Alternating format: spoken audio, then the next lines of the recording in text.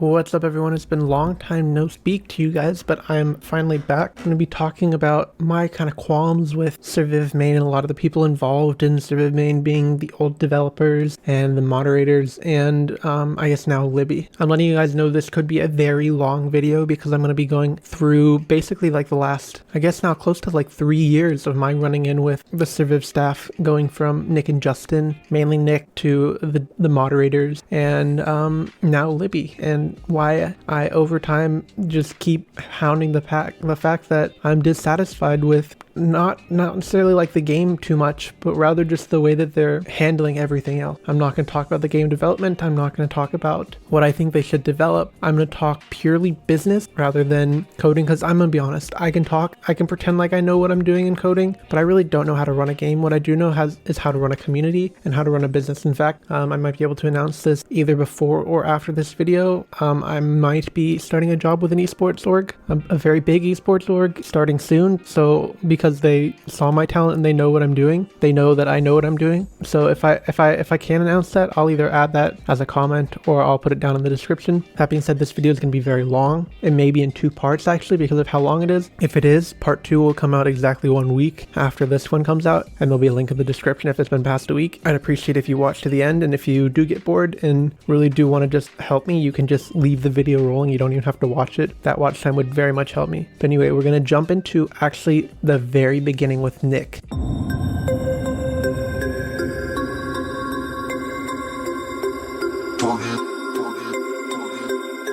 This is back starting our conversation on February the 2nd of 2018, so nearly 3 years ago. So back at this time, I had just left my position as it's difficult to put into words what position it was, but basically my job was for a Minecraft server was to figure out how to make more money. So I would do stuff like novelty cosmetics as well, and that was the point where Eula started getting involved with Minecraft, so we weren't able to give like actual items that would help technically legally, so we strayed off of that and went to more cosmetic. Anyway, I was able to make like $25,000 over the year selling in-game Minecraft items for a fairly large server called Class MC. It no longer exists. It ended when I left. The owners just decided that it wasn't worthwhile running anymore. But anyway, so I did actually know what I was doing. Nick was obviously fairly dismissive. I understand. I sound like a 12-year-old. Most of his players were 12-year-olds. So I understand that he shot me down here. But I'm going to go through this entire conversation so that you guys can't accuse me of, and when I mean you guys, I don't mean my viewers, I mean other people, can't accuse me of not telling the true story, the whole story. So I'm going to go through every message and everybody that I'm going to be discussing here. So I said, hey, have you guys thought of potential ways of increasing your income, aka like a glowing aura or hats or something? This is way before the idea of cosmetics. This is just when you could only have skins in game and you couldn't choose them afterwards. Of course, this was back in 2018. I thought of having like a cool aura, like a halo or something like that. It'd also be a way to support the game, because this was back when the game was smaller. It was still making good money, but it would be nice if we were able to support them if they wanted some support. But anyway, Nick said, would you buy a glowing hat or glowing aura? And I said, sure, yeah, depending on the price. I mean, I think all the little 6-year-olds that would use their parents' money. And Nick said, maybe need to add a count first. And then I said, true, I mean 99 cents for an aura. If even 0.1% of users bought one, that's a lot of bank. I said, and it doesn't mess with the balance of the game at all. That was where we left that conversation there. I was in discussion. This was back when I was more happening in Surviv main. I may dig through some screenshots in Surviv main. I don't think it really be worth it. If you guys want to, you can go back and look for my name, or you can just search cryptic and find my name back for around this time period. So February of 2018. So there was an issue. This was back when I was the co-owner of a clan called DM with Golden Nuke. If any of you guys are OGs, you might remember Golden Nuke. So this was back when clans were able to publicly advertise there. I was told by the mods that they were going to start not allowing servers to advertise if they had NSFW in it. So I said, is it true that NSFWs aren't allowed in clans? Because people are telling me that NSFW aren't allowed in clans, or we will be blacklisted on the clans list. I mean, if we have an NSFW tag where you have to say that you're 18 plus and would like to see that channel,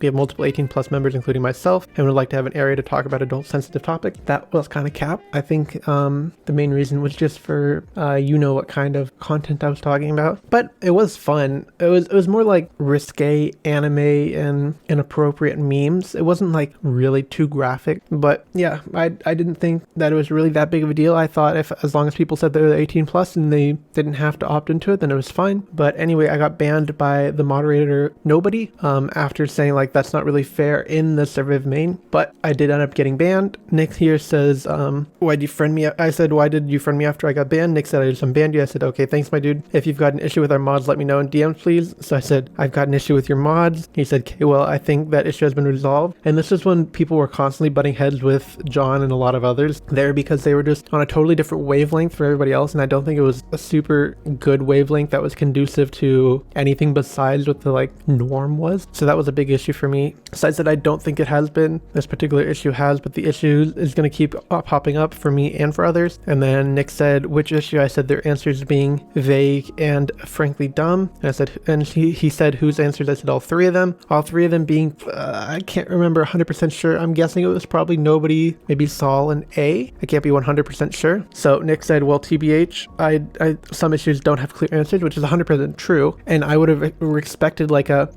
that's a question for Nick, or like, hey, maybe we should bring Nick involved with this, rather than them thinking they were almighty since they were mods of a big Surviv server. But at that point they were, I mean, they were all young. We were all young. But at some point, if things do become over your head, it is responsible for you to bring in somebody who knows what they're talking about and somebody who can actually make decisions like this. So I said, when asked why I couldn't have an NSFW server, they said, because we will take your server down from the list of clans, which is a punishment, not a reason why. And Nick actually admitted some sort of fault here, which I don't think was actually his fault, but he took blame for it. Said, all right, that is my fault for not getting involved on that issue. And I said, but why? My question is, why is it not allowed? Because I didn't really think there was a big issue with it. Nick said, I don't care if you have an NSFW channel. However, it's a gray area. I'm not interested in promoting teams or YouTube videos or anything else glamorizing drug culture, NSFW, etc. And I said, we literally want a single channel. He said, that's fine, I don't care. And by no means will that be the concentration of our conversations. And he said, BTW, I'm not blaming or accusing you. However, I don't want to see any drama on our server, which is literally the entirety of the server at that point, because it was, or like everybody on the competitive side against the mods, because the mods were on a totally different wavelength. And that was back then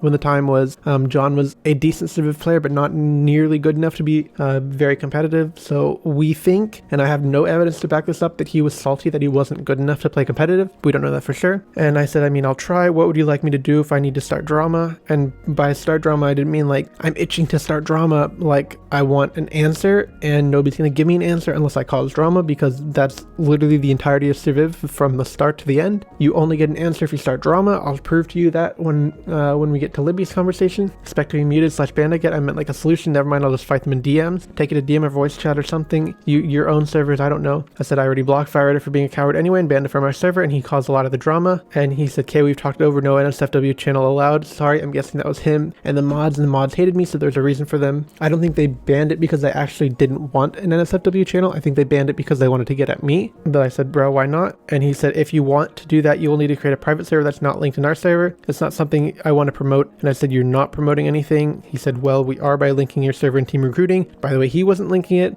People had to link it there. And so basically his reasoning here was that we have Surviv main over here. I'm just using hypotheticals. Please follow my mouse here. Surviv main would link to DD here, and there couldn't be NSFW here because NSFW is bad. But if we make another server here, which is like DD NSFW, that's fine because that's not connected to Surviv main. Little do they know, the easy path is here to here to here. All right, so we're back here. We had one in DM for 10 days and there was never any trouble until somebody from Surviv main server asked to get it for it to get deleted. That's what caused the trouble. And when I mean by somebody, I mean one of the mods. So he said, well, there you go. Someone complained and said, who? You said, just happened. Yes, one of your mods. Literally nobody had issues with it besides your mods. Whenever I've asked people, they're just like, because the Surviv mod said not to. Nobody really had an issue with it. And if somebody did have an issue with it, just don't click on the channel. It's not like we're at everyone with like super inappropriate content. Literally all it is a channel that you can click on that you can share stuff that's 18 plus. It wasn't that big of a deal. He said and I knew this is what was going on here. He said, you just need to unlink your server, which is the ultimatum of you have this NSFW channel and you have no server, or you don't have an NSFW and you have this server, because there is no way at this time to organically grow without Surviv main. So he knew here that my only real option, the false dichotomy of having multiple options, because he knew that there was no other option here. So I hardballed. At that point we had like 1,000 members or so, and these are people that were playing an insane amount of Surviv, like an unrealistic amount of Surviv. Like we're talking 6-8 hours a day all these players were playing. It was insane. So I said, I hate to break it to you, this is causing more drama than an NSFW server ever could. And then I said, you do realize how much this clan generates for you? I know your AdSense, because at that point they weren't making that much money, and we realistically were accounting for like 4% of their player base, which doesn't sound like a big deal. But if you lose 4% of your player base overnight, or you discount that 4% of your player base, and I think it was probably more, it's probably even closer to 10%. Why would you ever shoot yourself in the foot for 10% of your player base for no reason? Why would you want 10% of your player base unhappy with you when you could just not? Like, that seems like such a simple solution to you. He said, I'm very happy with you guys being part of your community, and I'd like to say I just don't see what I gain by linking to NSFW content. I don't want to deal with it. And I said, what do you loses? And then I said, this is all the NSFW has gotten, which in my opinion, sure, it's not like 18 plus, but it's still NSFW. And then now I've got other people DM me asking me for their own channels, which is like, I don't know what he was trying to say, like, wow, look, you started, now everybody wants this bad thing. It's like, okay, well, if everybody wants that bad thing, maybe it's not a bad thing. But anyway, I said, wow, seems like a lot of people want it. Nick commented this video here, so that's not NSFW. I said, I know, right? How do you want me to relate this to real life here? NSFW equals posting porn. I don't want to link to that. And I said, you're not. You're linking to the general channel of our server. We already had this conversation here. You guys can read for yourself. Why don't you create your own private server for that kind of stuff? The point is, we don't want to have to, if he's trying to separate porn and make it taboo, which we weren't even really posting that stuff anyway, making it into its own server just incentivizes people to go in there and post inappropriate stuff. If I'm going to a whole server to post inappropriate stuff, you better bet I'm posting inappropriate stuff there. By us promoting servers, we are saying we approve of this group and their content. With that being said, they had a bunch of really bad servers in there, not only just like inappropriate and stuff and like raiders and stuff, but just like low quality, just garbage. And I said, but you're linking to selections with a small server that they have to say they want access at to the very bottom of our server. And I said, you're not saying anything. You're saying these clans are recruiting. It's also an endorsement, like I'm not promoting 420 Life or whatever clan. You can make it just where I won't be linking to you. Same with YouTube videos, which is not true because one of the main people they were promoting there, whose name is Joker Plays, old name used to be Stoner Plays, and he was a big weed addict. He like ended up consuming his life basically. Like they promoted to him too. They made him change his name, but half of his content was still weed related. So he said, I have no problem posting porn, do whatever. I'm just not directing people there, posting any private server. Now here's, I think was my problem here. This wasn't really a good approach in my opinion, but I did it this way. I said it's art and that it should be something that, am I accusing him of something that it should be ashamed of? And he said, okay, good chat. I hope you understand my position on that topic, which to be fair, I think it was a bad opinion. I don't really like, this was a hill I was willing to die for, not because I needed NSFW content. If I wanted that, I would just Google it. It's not that, it was a poor argument and not really a legitimate reason, but he was trying to make up one. This is probably a slippery slope argument here. You guys can read it if you want. It's just our rule ultimately. I think you can understand where I'm coming from. You just want to argue about it. I can't understand where you're coming from, but ultimately it's my server. That's not even true. It was him and Justin's server, and I'd argue that Justin had majority of the control on the server. I'd say people listen to Justin more than they listen to Nick, but if he wants to think that's his server, go for it. He just comes back to the whole like, hey, this is my argument. I know you understand it, even though I thought it was a trash argument the entire time, but he wasn't going to actually argue it. He was just going to say, it's my server. I don't want it, whatever, which is technically his rights, but it was a trash right. This is the thing here. You guys are the biggest / one of the only clans. If he knew that we were one of the biggest and one of the only clans, and he had the ability to turn us against his game, that to me is a very foolish bargain. And this is my point here. He was going to quit Surviv Discord because there's an NSSW on one of the clan sites. I don't know. I think this whole argument was a very dumb argument because he had nothing to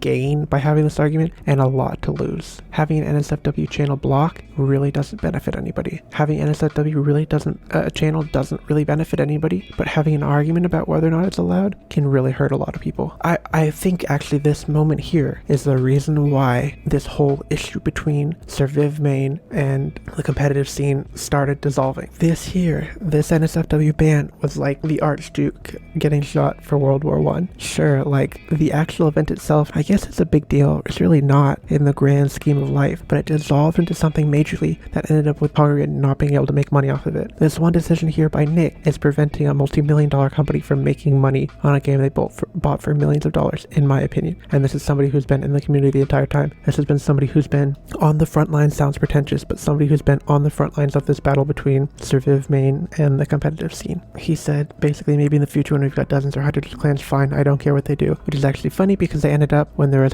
dozens or hundreds of clans, they actually blocked the entire thing, let alone instead of giving us more freedom, they took away all of it in general. So this was a big lie that he probably didn't know he was telling, but he did. One channel at the very bottom, but for now that's how it's going to have to be, where they have to click I'm over 18 plus. There's an NSFW channel for a reason. I can understand completely if we allowed 18 plus content in general, but one channel, you can't let us have one channel. I think you're being a little ridiculous. And he said, what if I am? Why is it so incensing? Someone being being ridiculous is going to make someone get riled up. Everyone's got a private server with friends that has an NSFW channel. Why do you need the main clan server we are promoting? But these are my friends. I've ever thought about that because this was back when clans were partially competitive like Clanwar leagues and partially just a group of people to hang out. I mean, these were servers that were getting 25, sometimes close to 100,000 messages a day, constantly 24/7. There's people in there. And he said, well, sounds like a bad situation for both of us. And I said, exactly, but you could fix that situation very easily. In fact, you had it fixed, but then you broke it again. And he said, I can't though. I don't want to link to NSFW channels, but I'd also like to help people create servers and find more friends. And I said, notice that there was no drama when you allowed the NSFW servers for that period of time. And he didn't answer this. He said, I think you've got a few options. You can live without the NSFW channel. You can create a separate server, or we can remove the link to your server from team recruiting. Listen, since I'm talking to a brick wall, I have one thing to say. Everyone will agree with me. They're just scared of you, so they won't disagree with you. That's your problem. I don't know if you like it that way. If you do, that's just sad, or just have them that way in case that's easily fixed, but you are controlling them. They can't think if they're on. They are all thinking, what would Nick do? And that's wrong. So I'll drop it at this point because it's not going anywhere. You're going to do what you want and no one will be able to change that, no matter how good my argument or how wrong you are. But I want you to realize that everybody hates you. They're just afraid to show or tell you. So the problem is here, he's going for the same approach that Libby is. And I think it's a very sad approach. And I think it's going to end up really negatively affecting everyone in the long run. It's the I'm powerful, I'm talking down to you approach, which I think is a really toxic approach. And I know I've caught myself using it a couple times, especially when I became in power of the SWL, but I think it's such a toxic approach because it's the I refuse to listen to you because I'm better than you approach. And since he's in the position here that he owned the server, he was able to do whatever he wanted with it. And I'm not going to show you this picture down here, but it straight up has hentai as an advertisement. So I'm going to skip through that. I'll show you the bottom of it so that I can show you that we're not skipping messages. Here you can see the picture up here. So I said, so glad that I don't have to see it. And my 13-year-old clan member did. Nick said, yesterday by us promoting ads, we're saying we approve this group and their content. And so I said, dang, you approve of fine online brothel man? Why do you want 13-year-olds going there? That was the name of the, I guess, website or whatever. And he said, a 13-year-old served that ad. And I said, yes, sir. I know, right? Absolutely appalling. I mean, at least the top was Joker plays and not Stoner plays, which is Joker's last name. Am I right? At least you don't like promoting porn on your Discord by linking them to a clan that has a very little section on NSFW on it that people have to say they're 18 plus to view it. And I said, I shouldn't have said this, but it said also your game supports communism because it has a communist crate in it. I don't know. Does it still have that? I don't know. I haven't played this game in months, but it may still have that crate. And so I said the day after my dude TD came into our Discord and banned all our members, said like your opinion on that. And I said, not sure how you mean. How do they ban your members from your Discord? They clicked the ban button and booted them out of the DM server. Are they admins of your server or something? They were,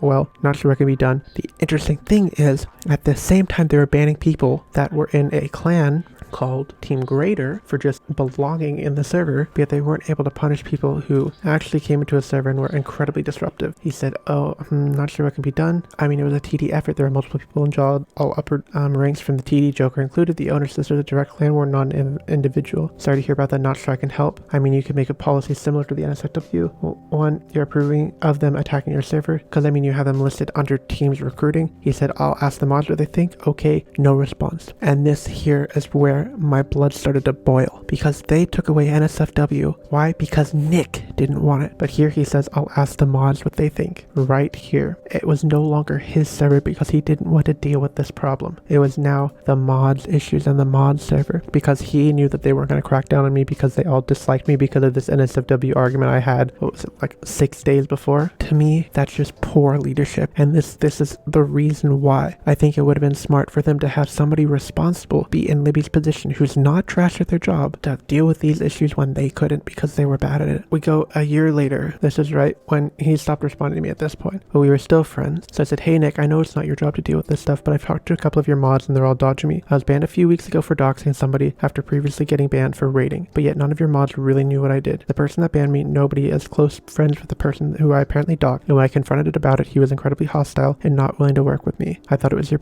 server's policy not to interfere with clan issues. At least it was when I messaged you about a similar situation nearly a year ago, and yet I'm being banned for something that is incredibly minor, while nobody turns a blind eye on the 15 people that raided my and my friend's server, which I get a ban for attempting to do the same thing. To me, this is unfair, and I have no one to turn to as I can't even message the mods since I was banned without warning. I'm sure you're probably going to do that thing where you say mods had the final say, but I truly think there is an injustice going on here, and I would like to bring this up to you in hopes that I can be unbanned. The main reason I want to be unbanned is this. There are a few notable people that are very big in the Surviv community that go around raiding servers. The problem is that nobody believes they are issues because they they are so prominent in the community. I would like to bring awareness of this issue in order to prevent everyone's servers from being raided. I mean, in the last couple of days, there are at least 5 servers raided by 2 groups. I think that's awful and I want to try to put an end to it. Of course, this is a really bad approach for me to go to. He never responded anyway, but I'll give you a little bit of the situation here for what's going on. So, Pale, a lot of you guys know Plus Pale, who's a really bad person. But anyway, he owned a server called Plus.io or Plus.io. Anyway, I went to his server with a picture of him that he sent to everybody and put Pale more like Gayle, Pale more like Gale, which to me was a funny joke. Don't get me wrong, I'm not saying what I did was okay, but what I did was I spammed it in his general chat a whole bunch of times. What happened a week before that, unfortunately,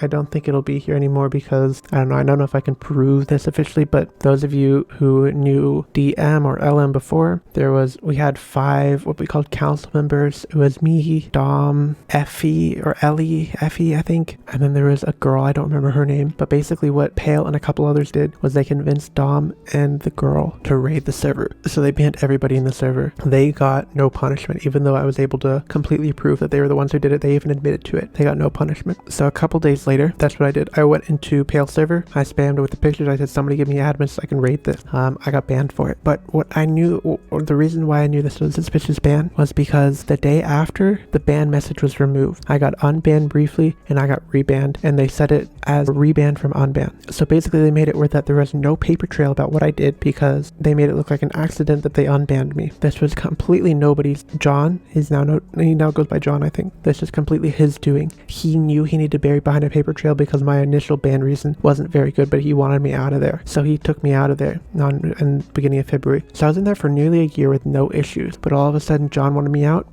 and he finally had a reason that he could take me out. So he took me out.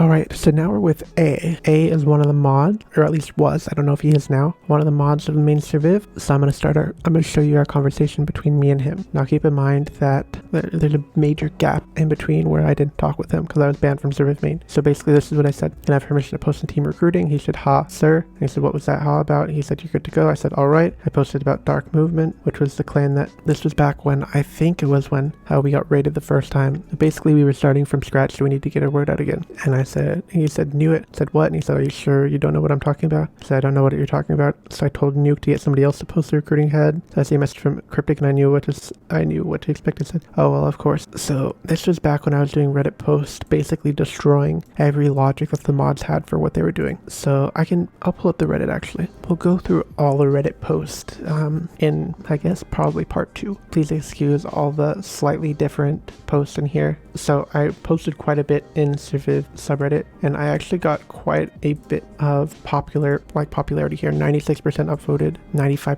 upvoted, 100% upvoted here. So these weren't unpopular opinions. That's why they got a lot of upvotes. These were like a lot of upvotes for old Surviv. But anyway, basically I said, what's up? How's your week going? He said, yo, Cryptic, my week's been busy AF. I said, so I'm assuming you're too busy for another Reddit post. So his username here is Eyyy the Adventurer. Look, he's still talking with, so most of his stuff here is on Surviv. So here's the post I think I was talking about, the Surviv main Discord. It's too quick to ban and is corrupt. So this was a very long conversation here. This could have been the first one and the second one. They're talking about Riot loving Reddit, saying that Riot loves to riot, which is true because guess what? We were all banned from Surviv main for contrasting opinion. So I can prove to you that there's a little over 2,000 bans. Actually, maybe I can't, but I can prove that there is another number later, around 1,000. So there's about 2,000 members 4 or 5 months ago. So this was back in like February of 2019. I got banned for nothing, and I agree that the mod team needs to loosen up a bit because the whole pro community is not in there, and they don't ban people for a fair reason. Usually, like me, for example, they also don't do unbans, which is 100% bad because of how easily a ban can ban you for no reason. Let's look specifically at what Eyyy said here. Well, if you'd like to know how to check your ban, usually people ask, why was I banned? It was for a mass DMs ban, which I understand that's probably bad. Should it be bannable? Maybe not on the first try. But anyway, so I said, can you check what mine was for? I was told it was raiding, but I didn't raid anyone. Ban stands to reban from unbanned. Sure you didn't raid? I said, wow, that's really good reason. I bet you can't get much data from that. I bet you cannot find any proof of me raiding a server because I have not raided a server at this point, because spamming messages, in my opinion, isn't raiding a server. Raiding server is banning people or banning channels, or even mass pinging, I would say, could constitute as raiding depending on who you are. 13% of people were banned here, and this guy said it was okay, but that's bad. So he said this was over a year ago. This was probably around this time here, 6/20/2019, which is now like a very long time ago. Like what? I don't know. I'm not gonna do the math. Like 17 months or so. He said they were working to get an unbanned system in place. That was 3 months ago. So this was now 20 months. A has no power because it's so sad. I think this is where I called him spineless and I actually got banned like a year later because of what I said. Server's gone through some major changes recently, i.e. we're busy, but unbans are still discussed, which to me here, 3 months is a long time to be working on something. And if everybody is truly that busy, then maybe they should get new mods to relieve the load. That seems like a logical thing here. You've got new mods with some pretty bad things happen with a few mods, and devs are kind of somewhat hesitant to promote more. Basically, I'm saying here that he doesn't have an argument. You can see there's so many posts. Literally everybody here pretty much agreed with me. You can see 163 upvotes is a ton and it was 93% upvoted. So pretty much everybody was in a general consensus here. And you can see here they had he responded a lot to my DMs, and I'd actually specifically kind of like ask him to. But anyway, remember how I did one of those Reddit posts a month ago talking about the problems with Surviv? I'm in the process of making another one, except this time it's going to be about 5 times as long and it's going to be publicized to close to 1,000 people. I'm just giving you a warning about it because there could be some unexpected drama about it. So your idea is who's publicizing it, and since the devs, which only go once a month, are the only mods, there could be issues. What's your goal here? To destroy the subreddit? TBH. If I wanted to, I could try just that. It's not that hard. That was my goal. My goal was to change the way the Surviv worked, which you can tell here. I specifically said that. We'll see. I've gotten quite popular in the last couple of weeks since I've written that. I now own 4 servers with close to 1,000 members in it. That's not no. I know somebody who works for the Wall Street Journal, and albeit I hate the Wall Street Journal, they're willing to post articles about pop culture, such as the 3rd biggest battle royale under fire. That was cap. I do know somebody at the Wall Street Journal, but there's no way they'd post something like this. Anyway, so since I know Justin and Nick won't actually read the subreddit, I'm just gonna mail it to Justin's parents' house because unluckily for Justin, he had Surviv.io registered to his parents' house address, and somebody found that out, so his address got doxxed, which is pretty dumb, but that's unfortunate. And so he said, oh, they actually read the subreddit? Where do you think they get instant memes from? Gotta start from somewhere. Did they read my last post? Because nothing changed. Under fire from one moderately eloquent person. Again, oh no, I have a team this time. One moderately elegant person on the subreddit equals 100 angry. You can read that word there. This is true here. The subreddit, it's still the case. The subreddit is a child that has no love. I don't need a team to take down that subreddit. It's already dead. Abandoned child and totally worthy of abandonment, which I don't think is any true about any social media. As somebody who like knows social media, that's a really foolish way of thinking about it. Anything can help you. So my goal was to show Justin and Nick that they're running the company wrong, which I wrote this really long article. It's still gaining progress now. This is how long my writing was. It's still now getting, 250 supporters 7 months ago. I wrote this like 18 months ago, and they're still getting stuff about how things are concerning.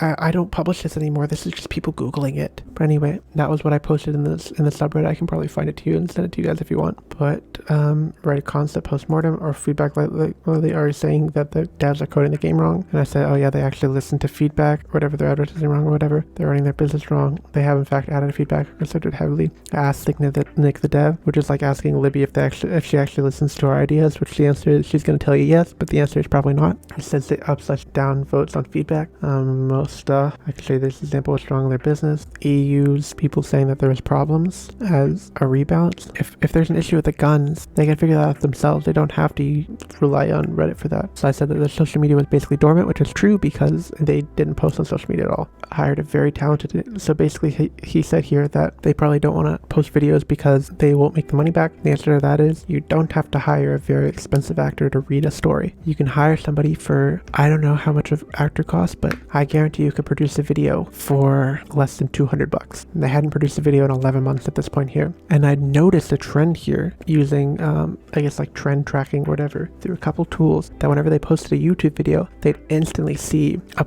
increase in player base for even like a week or so after they posted the video, which I'm sure would diminish each time that they posted the video, but still a lot. Two devs, keep in mind that they hire 1.3 million, they make 1.3 million a year in ads. They can hire somebody, I'm sure. Well, you hacked or got their tax blah. It's public from their domain register. It's not hacking at all. You can literally just Google it. Yeah, this is where they forgot to hide their address here. I wasn't trying to harass them. I didn't release their information. I could have released their address. I could have released Justin's phone number. I could have released whatever I wanted to because I had it all. My motive wasn't to harass them or to tank their game or whatever everybody thought it was. It was just because when their company grew, my servers grew and my stream grew. So there's a direct proportion to Nick's and Justin's game being successful and and me making money on Twitch, which I know the reason why I streamed wasn't necessarily 100% because of money, but money was a nice thing, and if I was able to get more viewers and more money, why would that ever be a bad thing? So here's the big deal. He said, well, that's what I guess. It isn't hard to do. Ranting against any sort of authority tends to attract audience very fast. I said, that's not true. It only agrees with communities against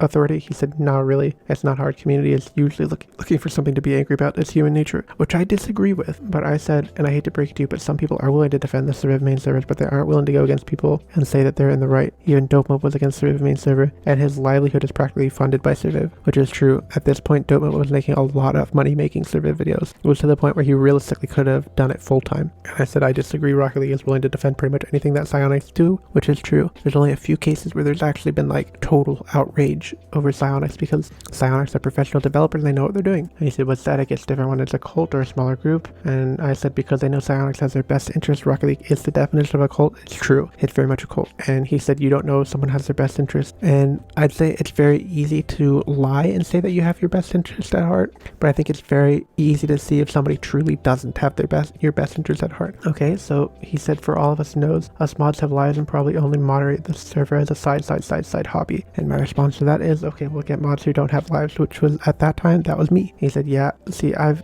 watched plenty of subreddits and discords die. Someone who can be active and who kills them. Because someone who spoke somewhat well came around and said, y'all are being oppressed, got everyone riled up, and the price fell down. And I said, I disagree with that statement. I can tell you right now, there's a couple subreddits I'm in, even right now, that have had issues before where a minority has come in. And by minority, I don't mean like racial minority. I mean like 1% of the population gets upset and it's not enough to crumble the place down because the other 99% is like, well, it's fine here. I don't really see why it's a big deal. I said a very, very similar thing happened to one of my servers where everybody was upset at me because I wasn't making the decisions that they wanted. In reality, they were probably right. I was really bullheaded and thought I knew what I was doing and ended up turning out okay. But anyway, he said clan servers are different. It wasn't a clan server, it was a CWL server. Clanwar League, yes, still Clanwar League. There's 24 clans. I didn't know the game had 24 days in sand. There was a witch hunt against the server. We had facts to debate it. Ended up disbanding because everyone realized they were dumb. Yeah, it seems like most of the mods are a little out of touch. No one advertises the main server anymore because they'll just get banned. Like how Easy Bro got banned yesterday for advertising DYDX. You think that's fair? Or how Mercer got banned for being a mod in Team Greater. You think that's fair? And he said, what is your idea of the perfect mod team for Surviv? It'd be screwed logically, but I'd love to hear. I'm curious. And I said, someone who knows what they're doing is right. Someone who's willing to act with hard evidence rather than emotion. It's funny too because did you know that nobody in Ghost were active members of Team Greater, but yet they're all high and mighty banning members of Team Greater because that server is toxic. So I guess Ghost was a mod back at this point. And he said nobody active in a clan server. Aside from that, now that's funny to think about, aside from B&W, which isn't quite a clan. And I said allowing certain clans to advertise while others can't isn't fair. And this wasn't like the NSFW thing where if you had an NSFW advertisement you couldn't advertise. This was just random. If they liked you, they'd let you. If they didn't let you kind of thing. And he said, I feel like this Ghost drama was inevitable. I should know that. Eventually some crazy guys go to do some really stupid things in some position of power. At this point I didn't really have an issue with Ghost, to be honest. I said Ghost is probably not even top 5 in terms of dramas of Surviv minions. Nobody in Lamp are number 1 and 2. Excuse me, Ghost is not a mod, was never. Oh, I was under the impression he was. Never mind. WTF, I assume he is banned then? Why would we have a pedo as a mod and not immediately destroy him? I don't know. I was still banned in the server at that point. Sorry, I haven't been a Surviv main for a long time, so I have no clue who's a mod and who isn't. Remember, Ghost is the guy who's created hundreds of alts to spam nobody in Lamp's DMs for several months and organized spamming campaigns using alts as well. I said I haven't been in main for months. Yeah, no worry, that was more than months ago because I was banned for rebanned after unban. When was my exact date of ban? Is there a log somewhere? It was 2018. So I said unsure.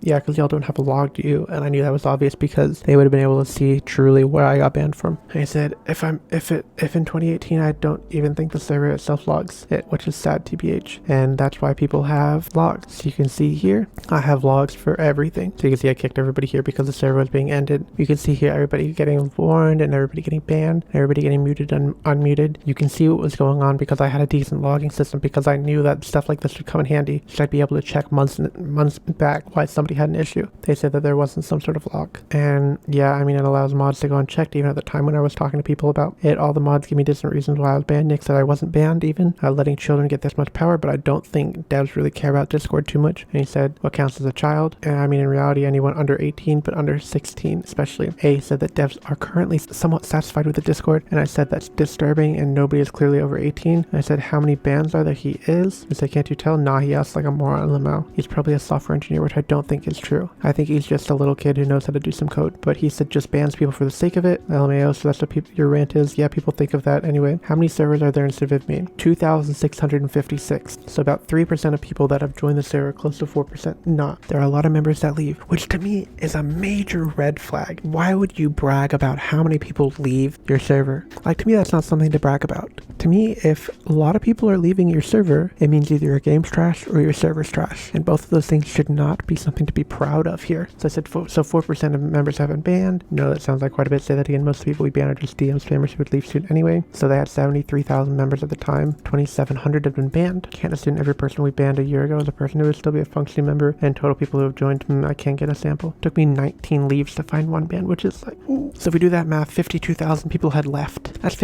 like half the server had left, nearly. Like 40% of the server. That's not something you should be proud about. Terrible sample, but you get the idea. Half the people got lives. Like, for what do? You are a person out of 2.7 thousand. Okay, one person who gets get unbanned. You have a significant online presence. That's correct. You have continued interest in the correct game and clans in the game. That's correct. Which rules at 99% of banned people, which I know 100% is true because I could name like 250 people that I got banned for BS reasons who are still very prominent in the community this time. Here, I found here. So he said you could maybe find 10 people if you're lucky 20. I said I gave quite a few. I said I could find 20. I can find 100. He upped it to 40. Now it's 40. It was 10, then 20, now 40. You claim 100. Find 20 first. Basically here, you can read for yourself. I'm gonna scroll through kind of slowly. So basically, it was just an argument about whether or not people could be banned and who couldn't be. But basically the point is, if you guys want to read, you can go through it. But I said, wish I could get me one of those bans. I feel like it's just a meme to keep me banned now. Do you want to know what a common consensus is? I'm afraid I'm going to have to disagree with you. As a clan co-owner/owner that advertised on the server, I've had to not talk anymore after getting the survivor role, in fears of losing it or getting warned/banned. In my opinion, this consensus is flawed. You get survivor to keep posting, and then you stop talking because you don't have to. No, ask most clan owners. I know owning a clan takes a lot of time and a load of energy, which you can spend with your clan. Most clan leaders live in fear about talking in the main server, not on main. If they get banned, they have no way to advertise. I know this is a big thing. I would specifically ask people in my account, in my clan, certain people to not say anything in the server after they got the role that they were allowed to advertise in, out of fear that if I didn't have any way to advertise, my clan would die because other clans would be able to advertise and get fresh blood and my clan wouldn't. If they get banned, they're screwed. Being a non-Nazi helps a lot. LM that died that way.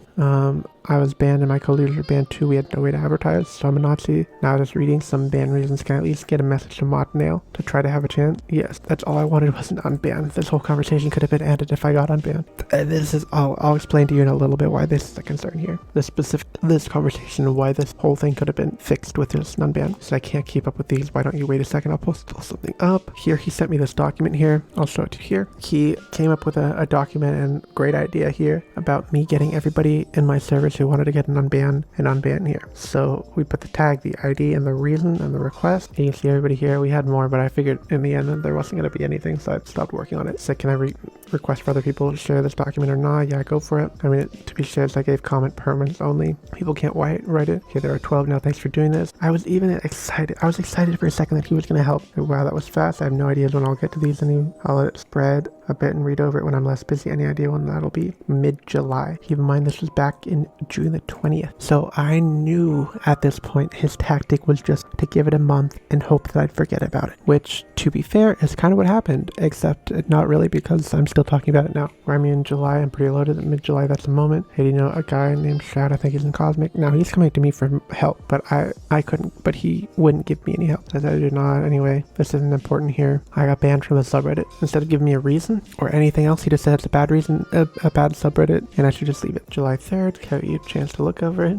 And now here's where he grinded my gears again. I said, do you have a chance to unlook at the ban list? So what's new? I can after I look. I said, nothing's new, but I don't think anybody's been unbanned, have they? And now he goes into excuse 2. Oh, everybody hates the mods right now, so we can't do anything because we're hated, which is a really trash logic, and I'll explain why in this conversation here. He said, no, and not especially at this, and especially not at this moment. I said, why not? All this main/mods hate and low-key rating by certain people has succeeded in making the mods pretty resistant to the idea of unbanning. The good news is FOFA has been pretty nice so far, so it's not all that bad. No, that's an excuse you're making up in order not to do anything. There's always an excuse. This is fact, an excuse. We're all too busy. Everybody hates us. There's actually an insane amount of hate going around. Yes, I know. This logic goes, why unban these people if they're going to hate on us? They're not helping it. And this is where I think that's when my brain started to die, and not in a good way. So why don't you do something to make yourself not hated? That sounds pretty logical. What do you do if you're hated? Well, you make yourself not hated. It's not that difficult. It's not that difficult of a concept. It's difficult to do because when people hate you, they usually hate you for a reason. But the concept of making somebody not hate you is not a super difficult concept. So I said, well, so why don't you do something to make yourself not hated? That sounds pretty logical. He said, that's what you're trying to get at, I suppose, but that's not how it turned out. I know, and also not how it works. Realize how hard it is to appease the angry crowd of IO gamers, which I don't think it's that difficult. Just give us a game that works and a community that we can be a part of. That's about all we need. I mean, realistically, all the arguments I have is that there's too many cheaters. I'm unbanned from something that I shouldn't be banned from, and the updates aren't very good because I can't stream it very well anymore. That's literally every single qualm I've had with Surviv and Surviv Main. And it's the reason why I've been constantly fighting these people over the past 3 years or so. Like, literally all you have to do is do those 3 things and it's GG easy. That's all. I said, you all are hardballing because you have all the power and don't actually want to help the community. Oh, I know how hard it is. I've been at the epicenter one and I repaired the issues that made people dislike me, and now most people like me. I know what was that caused by. Would you say that's the case for any of the mods of the Surviv server? I was being biased towards certain clans. Oh, so your server, clan hub. Yes, how recently? I'm curious as to clan politics, like 2-3 months ago.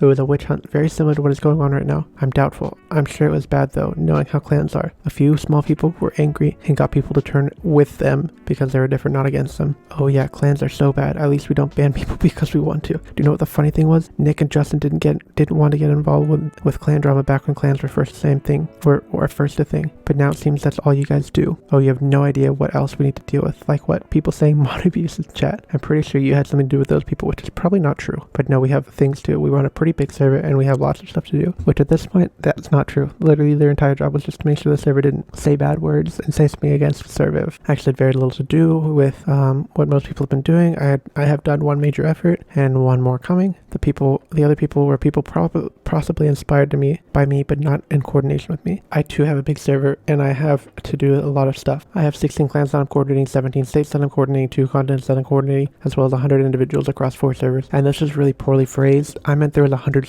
individuals, like 100 mods and admins, not 100 people in my servers. Anyway, I should have phrased that poorly because then he thought my server was 100 people. So in fact, I have to send out 50 messages tonight running people to play their tournament matches tomorrow. Yeah, I run a tournament league. Okay, that's pretty funny. 100 individuals. My small server is 120. Okay, 120 people on a server. And what goals, interests do they have? They all like playing tournaments, 1v1s, 2v2s, squads, etc. They all want to get better Surviv players. They all want to get better at Surviv. That's grammatically incorrect. One server is for tournaments, one server is state versus state, one server is for clan wars, one is for a World Cup style thing, as well as LM, but I kind of let LM die because I had more important servers to deal with, plus I have 2 jobs as well as going to college. And you know what happens when stuff needs to get done? I stay up and I do it. I had to pull a few nights up until 2 a.m. getting stuff done before I go on vacation or something, but I love doing it and people want me to keep doing it. This was talking about how much effort I put into Surviv, especially around these months here because I had 4 servers going on and they all relied a ton of effort. This was the witch hunt against me. I just sent it to a whole bunch of people that didn't like me. Anyway, well, I'm just going to stop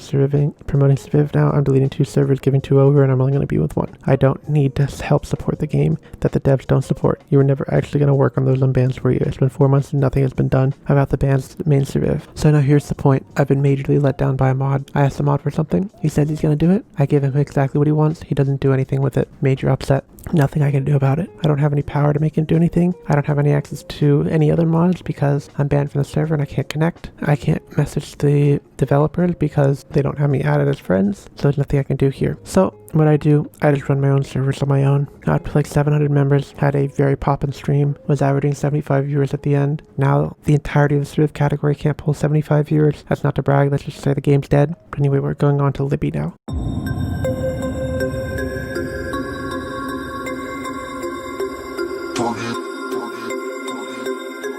So here's back with, this was Justin's old account that's now Libby's account. Says, bro, I hate to bother you with petty stuff, but all the TD mods keep muting DM members for no reason. Like over half the DM members have been muted or banned. Man to man talk here. It's unfair that all the staff is TD. They're just abusing their powers to subdue DM members. This was talking about the Surviv main. All of the staff were TM members and they would just troll DM members basically for no reason. And then I said, sorry to bother you with petty stuff. Why isn't NSFW allowed in clans? I never got a response. Anyway, 4th of April, after trying to reach out for a very long time, I finally got Libby's attention. I said, oh hey, I'm the guy that's been trying to reach out to you for the competitive scene. Yeah, I'm not really sure where we keep missing each other. I've accepted all friend requests here, but for some reason tried to message you and was still bouncing until I tried again. I'm more than happy to chat. Just an FYI, I started doing my end of day work, so I'm not here for too long tonight, but just generally open the door to hearing perspectives. I think that's cap, but she'd like to listen to me and tell me that she's doing things so that I get off her back. Anyway, I said, yeah, no problem. It's not urgent. I definitely want to pick some brains and see how this can be a work together problem rather than a work against each other problem, which I was super optimistic at this point that maybe something will change. I have / had a document prepared for if I was able to make contact with you. It's a little outdated now, but I'll get it updated ASAP. I had no idea what background you came from, so I prepared a really long document of what I would do if I were the CM, but I'll just send you all the stuff in case maybe there's a good idea or two that are in there. Yeah, I mean, I'm happy to read it either outdated form or updated. My background is CM / marketing in the gaming world, but this is definitely a different venture for me, so I'm all ears. My general professional attitude is listen to a bunch of stuff and funnel it where it needs to go, which is actually read everything and tell people that everything's going to be okay, but then nothing actually happens. So I sent this message. I'll send it down in the chat, or I'll put it down in the description.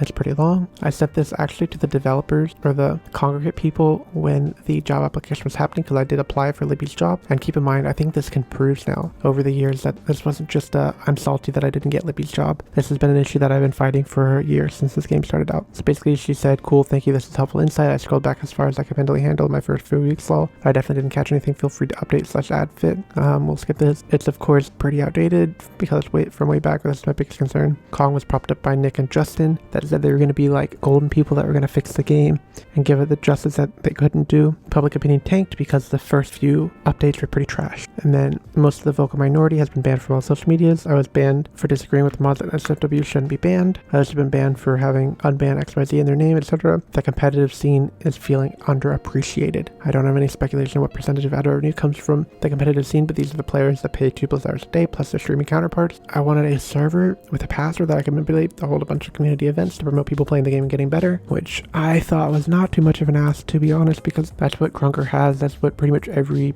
established game had. Plus the obvious point of cheating. She said, totally agree with that one, but I can't have when I was hired. They're just talking about the public opinion. I think addressing prior ban is for, but also Congregate has different policies in the forums that I've got to start implementing, which you'll notice that this is a common thing, her looking to Congregate rules, which are often not really existent, to be completely honest. Super specific ask, but we'll talk to our tech team. That never happened. As far as anti-cheat, 100% our biggest priority. Yeah, the biggest problem with unbanning is that a lot of people got banned for stupid reasons. Yeah, basically everybody from Team Grady got banned. I was banned because I said Surviv controlling who could advertise on their servant based on whether or not NSFW was on it was dumb. And she said, yeah, I get that. Definitely not something we want to keep up. Moderation is objective. I said that it's not now. She said different systems in place and I'm hoping to build bridges, not walls, which is exactly what she's doing, building walls, not bridges. I said, enjoy the rest of your evening. Things are pretty chill here. This was a month later. Don't know if I could get unbanned from the Surviv Discord. If you could look over why I got banned from the Surviv subreddit. I think what I got banned for was, who knows, there are thousands of people getting banned and they don't know why. I was banned for banned after unbanned, after being unbanned by Nick, after being mistakenly banned. It's just part of life. Mods are going to ban people. People are going to make odds to bypass the plan. Also, the next write-up that we're doing is hopefully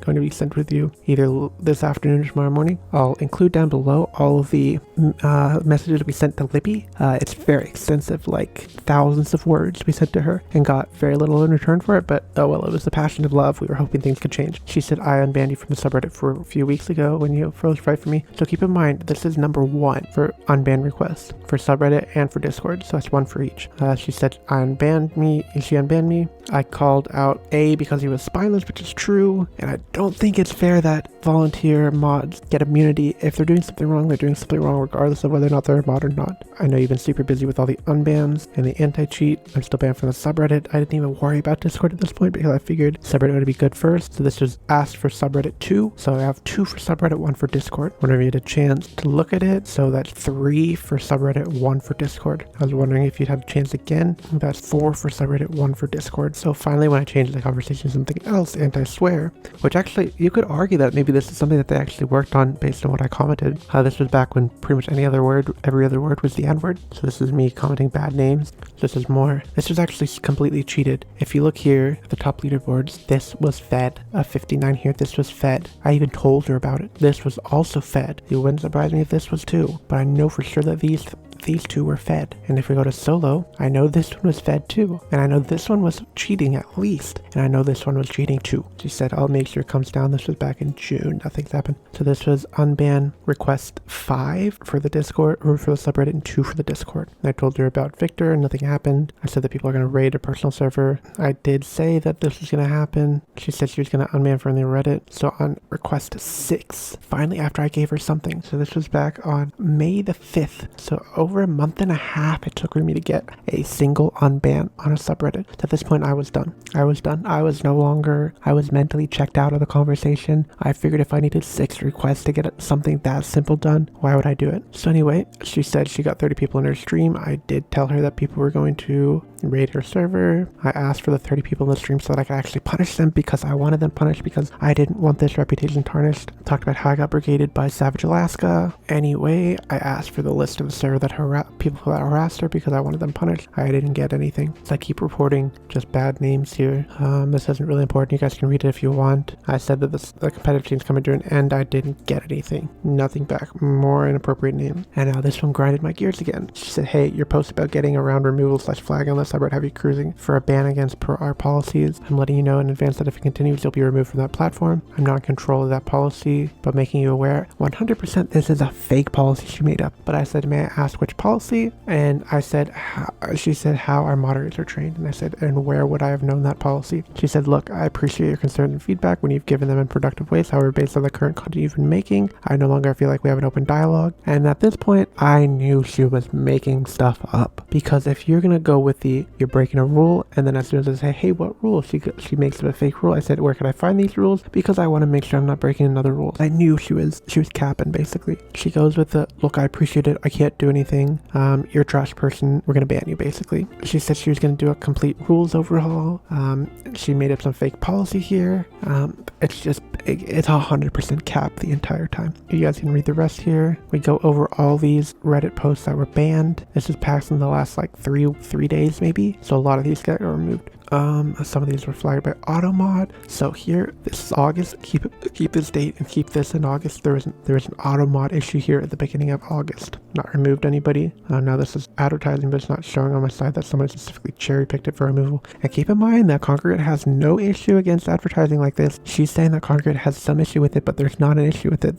She's making it an issue that it's not. This was kind of me asking about this more like it. I understand that people can't post it, but Kong allows links to other websites. She said, complete lockdown right at this moment has been working on marketing a robust way of supporting creators, which we had a conversation back when I talked about Savage Alaska brigading me. I'm not going to show you that conversation because I don't think it's supposed to be public, and as much as I like throwing shade at people, I don't like showing out company secrets. She said hopefully the next few weeks. This was 3.5 months ago or so. Said community is in a bit of a crisis. Our viewers have gone from 85 to 45 in 3 months. This was also when I started quitting. I know your folks know who I am. We will find a figure advocate for streamers and creators here. So I was blacklisted in Surviv main. My name, if you typed cryptic, would get removed. So was SJ cryptic because it had cryptic in it. SWL was banned. I don't think DM was because DM was too public. Maybe LM was, I don't know. But a lot of acronyms were banned. I was blacklisted from the streaming lab tab. I posted a meme. And this is her response. You're not currently on the blacklist. So she recognizes here that there is a blacklist. Unless she misspoke, which she usually doesn't do. But we're in the middle of overhauling the system anyway. So should have a whitelist system going forward with creator applicants. Here's another mention to creator applications. We saw that on 8.10 before, now it's 8.28. Yeah, but she says post was automated, but I restored it. TBH contributes to the idea that it's okay to act that way, but I'll leave it up. It's literally a meme about people being crazy whenever the servers are down. Anyway, here's a bunch of hackers and bad names. Yeah, basically that's the end of the conversation. I no longer can connect with her because she removed us for friend. I'll send her another friend request even though I sent her one earlier. But that's it.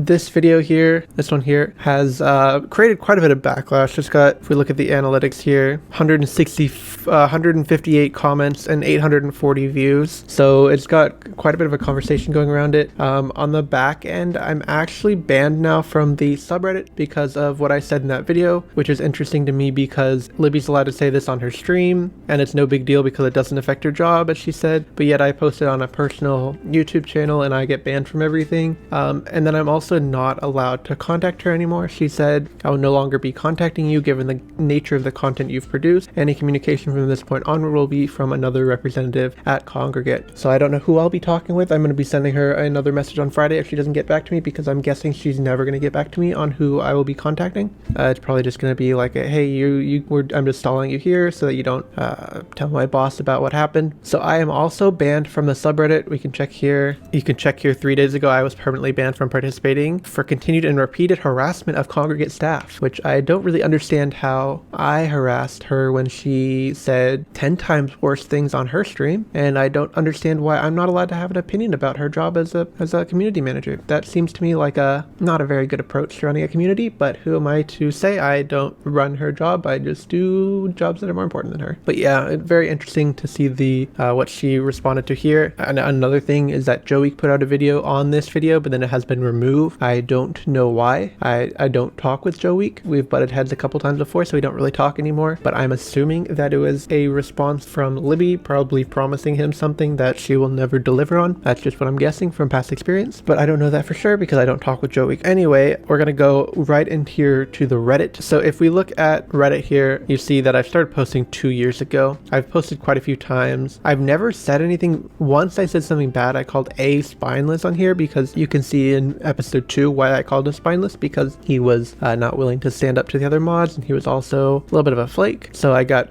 banned the first time for that, which in my opinion is kind of garbage. Delete it. I don't know how you pronounce it. So this here shows you all the posts that have been deleted from the subreddit. So you can see here, if you guys remember from the 2.5 hour video that I put out, that I got banned from her Discord for claiming that over 50% of posts on Reddit were deleted. I can prove here that even now in the last, I guess this is what, like 13 days, that it's actually, or quite a bit higher than that. It's actually 52%. So that's not that higher, but still, you can see some of the posts here. Some of them save. So I don't know. You can see, I'll post this down below so you can see everything that gets deleted. It's very interesting because it's not like, it's all stuff that's like negative about Congregate. It's really nice to see all the stuff that gets deleted, because there's a lot of stuff. There are stuff that gets deleted by actual accounts. So I guess it may be slightly less than 50%. It was, when I posted it, it was over 50% was either mod or auto mod. And my concern was that the auto mod was too high. And you can see here when I'm scrolling through how many auto mods there are in there. If it's too soon, they don't know if it's mod or auto mod, but it's pretty interesting regardless. And you can read all the stuff here that was banned, because just because it's removed from the subreddit doesn't mean it's necessarily removed from the poster. But anyway, let us go start with what I've said on the subreddit over the years to prove that I have like some sort of credibility when it comes to the subreddit. So my Reddit account is pretty large, like 33,000 karma. A lot of it from not Surviv, because Surviv's dead, so you can't really grind karma on it. So here we go. So my first post here, how to tell if somebody's using cheats. This is a paragraph on like how to tell if somebody's using cheats, and this is from me who looked through the source code and figured out its errors. I also experimented a couple times in some pub lobbies back when cheats first started in order to see some of the weaknesses in it. Keep in mind these are the old generation of hacks, so there's a major difference between the current ice hacks and these past hacks, because these were the first iterations. These were hacks that were part of a Chrome extension, not a third-party extension. So I'm just going to read through it here. No skin. The mod pack includes an auto collector, meaning that running through items will pick them all up. If you have space, then this includes ammo, adrenaline, meds, etc., but not skins. Skins, since cosmetic, are not automatically picked up. If you see someone late game without a skin, they could be hacking. Keep in mind, it could, not they are hacking, because it's possible to just say that anybody with no skin is a hacker. Twitching. The auto aim has some timing issues where basically it will go between where the cursor is pointed and where it's supposed to aim very rapidly, making it hit where a future bullet. So basically, if you're aiming, it'll look like this. Your character will go like this. This isn't just a glitch. It's for someone is not really aiming where their gun is firing. Sometimes auto aim goes for the closest target instead of the one that they're firing at, so you can randomly turn and shoot someone else and then back at you. So basically, if somebody's aiming over here and somebody over here walks in too close, instead of firing this way, it'll all of a sudden go like that and just change quickly if this guy walks too close and walks back. So that's a sign that it was cheats. Crazy flicks. So some people pride themselves in their shotgun flicks, basically doing a 180 and shooting at you. But other guns such as snipers, rifles, or even crazy 180 shots that are immediately nail you could be a hack. They also could just be good players, but if there are multiple things in here that you think may make it seem like someone is hacking, and this one applies too, it could be more realistic. Randomly changing guns during gunfights. I'm not talking about switching between first and second slot. I'm talking about dropping their guns for another one randomly and without explanation. The code automatically selects the best gun, so having a gun in their hand could force the gun to switch out with one lying on the floor. Self-explanatory, shooting at walls randomly. Aimbot isn't very good at recognizing that someone can't be shot through a wall, so sometimes if someone randomly turns around and shoots the wall at where you're at, they could be hacking. So like if you're through a wall, they could just shoot the wall instead of you. Someone automatically knows where you are in a spot that could generally be difficult to see. Talk about those times where you're perfectly hidden between some trees or in a bush. Now to a really well trained, or to people with good monitors, it can be noticed where you are in a bush. But if someone immediately beelines towards your location in a hidden place, they may be hacking. You can see through items using an alpha reduction, also known as ESP. Recent massive increase in stats. Those people with aimbots may have drastically increased their stats. Their overall time kg is 0.5, and then all of a sudden for the day they have a 9 kg. They could have installed a hack. It's pretty obvious if somebody's trash and all of a sudden they're good. Something's gone up. If anybody else has been watching out for hackers and have any more tips, please feel free to comment them below and I will add them in here, suggested by username. So this is if somebody had ideas. So keep in mind this is very well received, 92% upvotes with 33 upvotes, which was a lot back then. Not too much in comments here. Solo teaming more of an issue than hacks. We're going to move on to the next one here, which is why does Flinger post matter? This is just me getting upset with Surviv mods because for a while there was I think it was maybe a different set of mods on Reddit than it was on Surviv main. Now it's just Saul, who doesn't do anything, John, who doesn't really do anything, and Libby. I'm banned, so I can't see the mods anymore. Or maybe that just got removed, but I am banned, so I don't know. What's the point of adding flare if they're all just generic media? How about instead of forcing everyone to flare, we could make flaring, not flailing, optional for people that have questions and stuff like that, so that flares are not overused. We can actually look out for them. Basically, they had really poorly utilized flares, or because everybody's just posting pictures and stuff, which can only go under media. I don't know if there were any mods here. We have a terrible mods with a sub that only matters. There's only one mod. This was the one. Amazing Hayden. 2 Discord mods, just 2 devs plus 1 devs alt. Hayden doesn't really do much, and Hayden just puts controls in here that doesn't do anything. I don't know if Hayden does anything at all. Oh, this is an interesting post here. Making flares a mandatory inclusion will be removed as complete idiocracy. Flares are by no degree required to the success of your post, and why make this a new rule? Basically, it was just a waste of time and it would just clutter up auto mod because things were getting deleted for no reason because they just weren't flared, which is not really useful. So this is talking another one. This one's 86% upvoted, probably mod. The other one is 100% upvoted. I heard Eyyy got his moderator moved. Hayden hasn't been in here for a while. Maybe he's lurking. And the rest of the mods are devs. Is there an actual mod here that's dedicated to the subreddit? This opinion, the devs need to stop micromanaging everything. Get staff that aren't 12-year-olds, people who know what they're doing, and they can actually work at developing the game. It takes a lot of time to push out an update, and in reality, they spend a lot of time doing other things than just coding. We're just taking a short break, and I will be back in a few. This will most likely be after discussing over how to properly manage over the subreddit. But it has been good to see that people are using the flares I made before. Yeah, this is, of course, when I come in, you can just leave. I mean, I wish I could just say, imagine if all the food workers were just like, yeah, we're actually like McDonald's just isn't open today because, you know, we don't want to show up today. See, look, I even pushed for a community manager back here 2 years ago. It's not like I'm against a community manager. I wanted a community manager. At this point, the mods really weren't doing anything in regards to the subreddit, so it doesn't surprise me. This one here caused a lot of riling up, 94% upvoted, 63 upvotes, and you'll see there's a lot of comments here. Full page, we'll get to the pages later. So I'm gonna read this out. The Surviv main Discord is too quick to ban and it's corrupt. I, as well as nearly everyone that I play Surviv at competitive level, I know that plays Surviv at a competitive level has been banned from the Surviv main server. What I'd get banned for? Raiding, in that I went to someone's server and tried to get an administrative role. When I confronted that the mod I was banned by nobody, he came up with some generic "you did wrong, so you're banned." Couldn't point me to what rule I'd broken and why the guy who succeeded in raiding my server after I attempted to raid his server afterwards didn't get banned. Also, I was banned for something without a reason by one mod, then unbanned, rebanned for raiding by another mod, just as confusing as it sounds. What one of my friends get banned for? Having the greater than symbol in his name, signifying he was part of a plan. One of my other friends got banned for having a smart mouth. This is the case of a guy who got banned for being staff in another server. This was Alex B, who was part of, I don't know, Toxic Clan, probably Team Greater, or maybe TG, I don't know.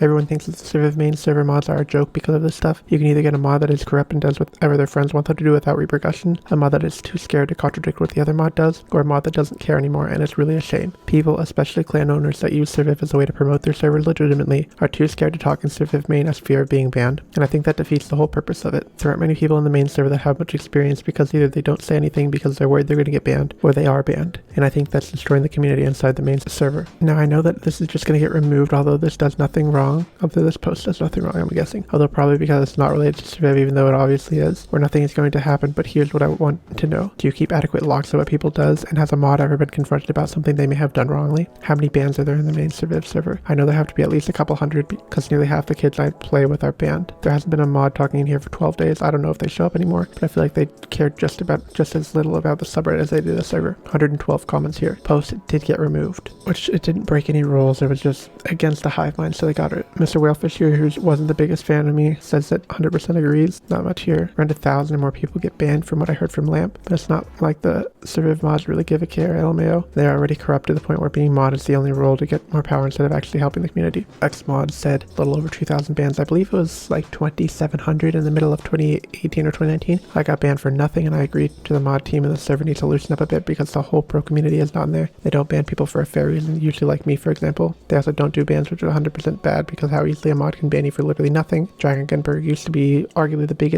one of the biggest YouTubers, Surviv YouTubers. I got banned here, never got told why. My ban is for hacking. You should be unbanned, even though I don't. Lamp just wanted me out of the server. Well, if you don't, we can check what mine was. Can you check what mine was? I was told it was nothing, but it was told it's for raiding, but I didn't raid anyone. See, even he admits here that ban reason says reban from unban, but you cannot find proof of me raiding the server. I have a smart mouth and I'm competitive. I haven't been banned. I don't know what this raiding thing is about. This guy was often like trolling in here. I don't get it. The funny thing is when I asked you what rule they had broken, they told me that it was for raiding, but there is nothing anywhere near raiding in the rules. And in fact, Justin told me 2 years ago that clan drama wasn't, this was wrong. It was actually Nick told me 2 years ago that clan drama wasn't to be messed with because it was too much work for the mods, which is true. I proved that in video 1. The fuss you're causing on the subreddit is revealing. Which one, if there's like a major issue and you're complaining about it, I wouldn't really call that fuss. I'd call it like trying to solve a major issue. It'd be one thing if I just like went in there and said, overthrow the mods, they're bad, whatever, and had no reason and had no thinking towards it. But there's like major things here. You guys can pause the video and read all this stuff here if you want. There's not too much. I confronted Sniper/A and he said they were working to get an unban system in place. That was 3 months ago. This is 1 year ago. Does it say specifically? No. Oh, it does. This is May 1st, 2019. So the unban system eventually came in about a year later when Libby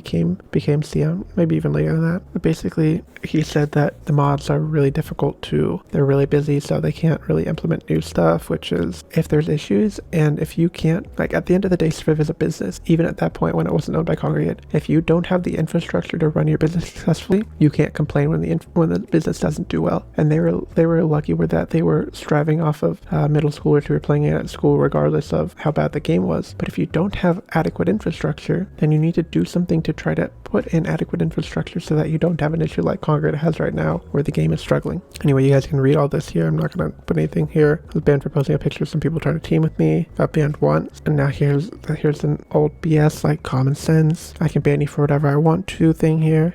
It seems to be like a lot of things here that they were just super minor things. See here, another co-owner here that says they're scared of talking. So I mean, it's not just like anecdotal. I just can't make up stuff here. Even Fofo, who doesn't like me, agreed here. I think this definition here accurately describes Surviv main. Bribery doesn't have to be money, and this one is friendships. Yeah, I mean, you guys can go ahead and read this here, but a lot of this stuff here is just people instant banning or instantly getting banned instead of just proper punishment channels, which would be like at least a mute or at least a warn, mute, and then ban. Even better would be like a warn, 2 or 3 mutes, and then a ban. Of course, if it's obvious that you're just like spamming the N-word every time you get unmuted, ban them. But if you make like one mistake, I don't think that should be the death penalty. In this case, accidentally spam pinging somebody or even purposefully spam pinging somebody like 5 times, you shouldn't get banned in my opinion. Mute them for 24 hours. Give them a chance to show that maybe that was a bad judgment move and then move on. Anyway, this was one of my posts. I got banned from that last post. This is just me trying to get some banter back. What's your guys' favorite emote? Mine personally is the leak. I didn't know why. So the interesting part about this subreddit is that this would be considered, actually maybe it's not anymore, but it was considered low quality. I don't know if they got rid of that, but it was removed because it was low quality basically. Got removed by Reddit spam filters. I think this is a fine post personally. I don't get the point of trying to get rid of everything in the subreddit that's not super high quality. So the point of a subreddit and the Reddit karma system is that top posts go to the top and bottom posts go to the bottom. There shouldn't be a reason to try to limit the amount of posts that get posted on the subreddit to like 5 posts a day, which is kind of like what it is now, where all the low quality posts get deleted. That's just my opinion. So anyway, next post. It do be this way sometimes. Get a $3,000 gaming computer, 1 GB fiber internet, Surviv still lags, which got deleted because it complained about an issue that they actually, to be fair, did attempt to fix it. They cleaned up a lot of their code. It's still spaghetti code, has a lot of issues, but it's better than nothing. I don't think anything that's considered anti-Surviv should be deleted unless it's without like, if it's either like character attacks on people or the game, or it's without basis. And I think here this is with basis because every other post was about lag. It's funny, it's topical. I don't see an issue with it. Here's another one, and posted again, gets banned or gets removed. Now here's talking about how to create a comp scene. This one wasn't very popular. So as a lot of you guys know, I ran the competitive scene for a year and a half or so. I also was partially responsible for technically professional, because there was prize pool, Hearthstone back in 2015, 2016, where I helped as a moderator or a tournament moderator for a company called Battlefy. I'm sure you guys have heard of it. It's a pretty big company now. Back at that point, it was really small. That's my credibility. I now work for an esports company. That's my credibility. So I have credibility. Here's my idea on how to create a comp scene here. And this is just the beginner comp scene. And this was, keep in mind, this isn't my ideal comp scene because I'd like it to be bigger. I'd like it to be free. I'd like there to be money, a lot more money. But you also got to keep in mind that Congregate is very stingy with their money, which is why we've seen, or one of the reasons why we've seen no support for the esports scene, and a battle pass that is ridiculously expensive. What, it's like $30 or something for a battle pass? That, keep in mind, Rocket League's battle pass is much better on a better game that's only $9 for every similar time period. And you can get your money a third of the price for a much better product. But anyway, here's my letter on how to create the comp scene. Hi guys, I'm writing a letter to Libby about what I want to see in a competitive scene. I'm going to post a rough draft here and see what you guys think about it. Any questions or things you want added, put down in the comments below. So how teams work, there'd be 12 teams, 5 to 10 players per team. Logos made for each team by the Congregate crew, which, judging by their artistic abilities for a lot of the skins, I think would be low quality, but they could also outsource it because you can get a logo made for like $5, especially if you're making 12 logos. You can get them all for $50, I bet. Logo skins can be sold in the esports shop for 99 cents each. Players in each team would receive their skin for free. Logo skins fund the prize pool. They'd also probably make profit too. They could even like pay like a quote-unquote community manager for the competitive scene a little bit of money based on the earnings here. Prize pool would be a small amount for the test season, maybe $100. Ideally, if it was like $500, that would be better. Recruiting for teams would be made independently of Surviv/competitive scene staff. Teams would play in a triple elimination tournament to determine the top 12 teams. After teams are determined to have qualified, they'll be sent to a separate server that is private only for players in order to not have to mess with perms with the main server / adding a ton of channels. How matches work: private servers where there are only 4 players on each team would play, and spectators to moderate the matches. Spectators would be staff members of the competitive server. Matches would be the best of 7 format for regular season and best of 9 for playoffs. Matches would be Friday/Saturday. Certain matches could be streamed on the official Surviv Twitch channel. Since the match takes from start to finish 1 hour, there could be 3 scheduled one day and 3 the other. The season would consist of 8 regular matches, and the top 8 would make it to a single elimination tournament to determine the winner. In theory, there could be 4 seasons a year with this time frame. How would this help Congregate? The competitive scene is fleeing the game. That could be factually proved. In general, the player base is fleeing the game. That could also be factually proved. Against what Libby says, at least it looks that way from the external look-in. While this is not a fix-all solution to getting rid of all the problems, I think keeping a player base incentivized, besides just playing a few minutes every few hours to get the XP needed for the Game Pass, I personally believe that giving people a reason to grind the game would increase the amount of people who stay with the community and increase the amount of time people spend playing the game in order to hone in their skills. I also pointed out to Libby a whole bunch of other ideas back in March when she got hired, or whenever she got hired, that would improve people staying around longer, but that's not really relevant to this, so I'm not going to cover it. I know, speaking for the lady that interviewed me for the community manager position that I'm not going to name because I don't want to dox her, but this is the beginning of a program for Congregate with this type of project, aka buying Surviv instead of just taking a game for free and hosting another server. So I think feeling around a comp scene with a scene that already has past iterations would be a good stepping stone for the future. Additional work, while this may seem like a major concern, I don't think it would really be that big of an extra workload. I'm fairly confident you constantly get asked about the competitive scene. Instead of you have to deal with all the complaints about the competitive scene, you just have to deal with a minor oversight with the competitive scene. There's also an issue with cheating. The solution to that would be create the private server off the custom server, because there aren't any good cheats for the server. Anything you guys you should add, put it down below. I'll be making a letter like this out every week. This was supposed to go to Libby, but she just kind of shut that down, so there wasn't really any point. Somebody commented here, which I think is really wrong, that Surviv is too RNG to support a competitive scene like that. You would have to alter the way the game works on a fundamental level, preset loadouts, or around by a system like Counter-Strike or something else of that nature. You can't really get a competitive scene when a game can be decided purely based on who gets better loot on the beginning, which I think is fundamentally wrong, because Battle Royale genre in general has a little bit of luck in RNG when it comes to loot. I mean, think about Fortnite, think about PUBG, think about just any BR in general. There's an incentive actually for, well, it's a little bit different here because it'd only be at 2 teams, but if there's a big lobby where there's actually 80 players there's an incentive to get really aggressive early on in game to get better loot, and then you could have an advantage against your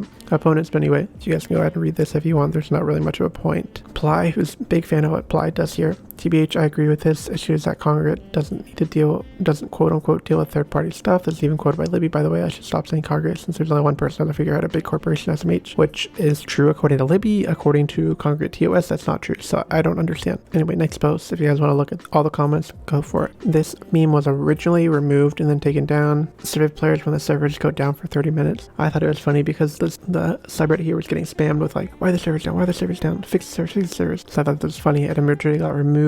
It got reinstated, but she said like, well, it's not really appropriate because it's kind of proving that people can act like this. And I was like, what the heck? People are lighting their houses on fire whenever the Surviv servers go down. Like, I don't understand it. It was obviously a joke. Like, maybe she doesn't understand jokes, or maybe she's just trying to take down, I don't know. 97% upvoted, so obviously people didn't really disagree with it. Then I did a Surviv art where basically this was super easy. I just, the Surviv SNU, photoshopped this on, and then photoshopped this on the background. Can we stop all the advertising? In the rule that specifically says no advertising at the majority of posts, and here are people advertising their YouTube. I get it, I'm a YouTuber / streamer too, but the rules are the rules, and I'd rather not have the majority of the posts be advertising, and since Libby is really the only one that comes in here, they stay for a while and adds to our workload, which never really helps anyone. Once again, it should be pretty obvious that I'm trying to help Libby here. Oh, just past 3 months. Once again, I'm not, like, I don't hate Libby. Once again, Surviv creator app that only focuses on people who are 100%. Also, this is cap. I never received an email, and mine's been declined, I know 100%.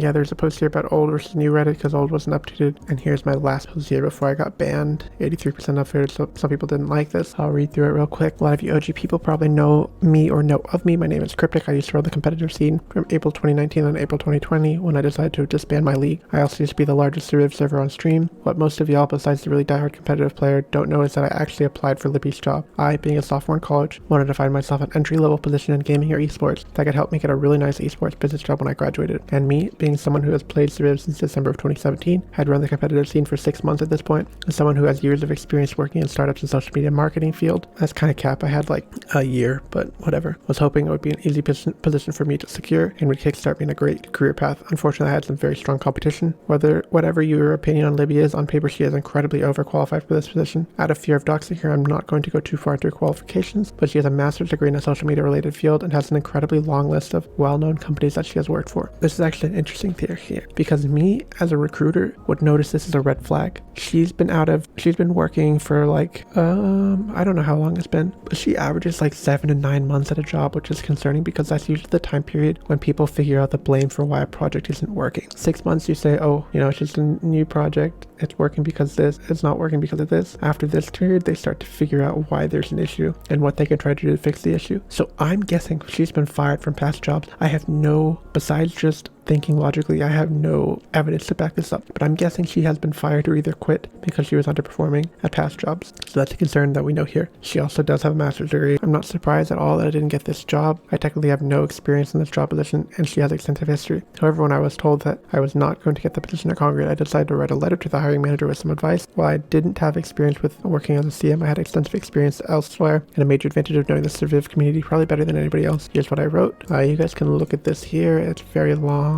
This was part of the stuff I was talking with before. It's what, like 6 pages, 4 pages, pretty doc full of stuff. I'll link it down below. Once Libby became the official CM, I also sent her this letter, and what's upsetting is that they really didn't listen to it. The only thing that you could say they fixed was the racial slurs, and that was only because I, and I'm sure others, complained about it multiple times since then. I was also part of the competitive Surviv task force where we presented 53 ideas to Libby over a few weeks. Of those, only 2 were added, mine's and Steam support, of which I'm not even confident that those ideas were actually our suggestions specifically, probably just ideas that ended up being used somewhere else. Here's the full list of ideas. I'm actually going to make videos about this, so I'm not going to show you that. You guys can still look at it if you want. It's not difficult to find. You just find my post here. So what's my point about on this post? I guess there's not really an super extensive point. Just to say that I tried so hard to listen. They didn't. Now the game is struggling. I don't stream anymore because the new ending scene made it difficult for me to host squads like I did before. I don't own a comp scene anymore because there were 2 hackers that made it difficult to have a comp scene. And I alerted Libby about all these issues the first minute I could over 9 months ago. There's a major issue with communication in this game, and unless there are major changes changes, it's not going to improve. The game's going to die more, and Congregate's going to r/Subreddit my face. There is overwhelming popularity here. I still believe in Kong. They just have major communication issues with the community, as you said. No matter what is thrown at us, just accept it, which I think is a really bad idea because people aren't willing to change if you don't complain that there's issues. I'm talking about how they have so many employees work for them, how bad a business like Congregate is run when it has these issues. Oh, that's just somebody saying, I wonder if that's got deleted here.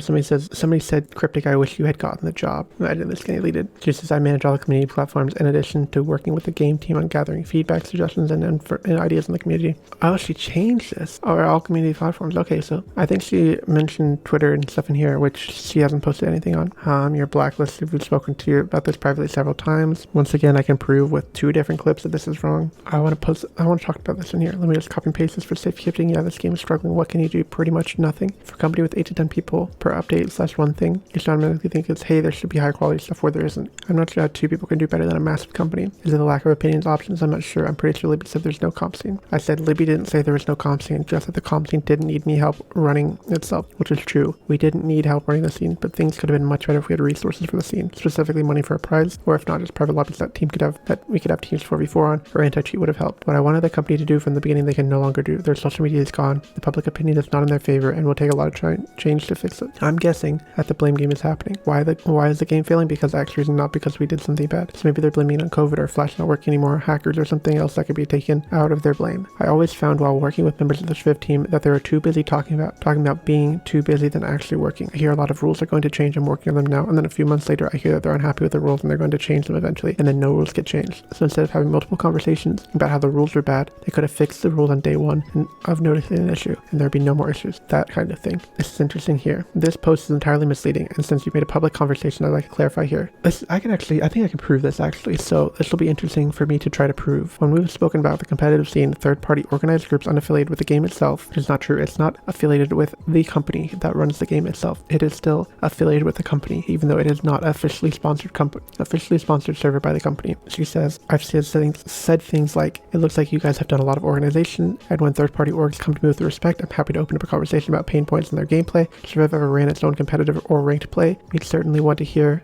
those who had done it at the grassroots level to see players might want out of an official league, which is interesting because I've sent her 22 pages worth of information that the competitive scene wants from both the game aspect and the competitive scene aspect. So this is cap here because I never got anything out of that. We had a task force with me, Firewave, GGG Pro, Levi was there, maybe Sleepy was there, I don't know. There was 10 of us in the group chat with Libby, I guess 9 of us plus Libby in a group chat talking about stuff, and we got literally nothing accomplished out of that. After a month, Firewave took us out of that, and then I a couple times continued conversation with Libby, not really much happened. So while she's open to having a conversation, she's not really open to doing much about it. But anyway, however, I never said you don't need help running it. Clearly with the toxicity level still at clan, an issue in clans, help is needed. I'm just not the person who can help you. As one person, I can't go around and independently verify every single team server and make sure it follows Congregate's code of conduct, which is not really a thing in Congregate's code of conduct. Well, you could argue that being toxic is, but independently going around and verifying is not something that needs to be done. That's why we currently don't allow endorsement of any clan, team, league, or any third-party communication on any platforms, which is cap.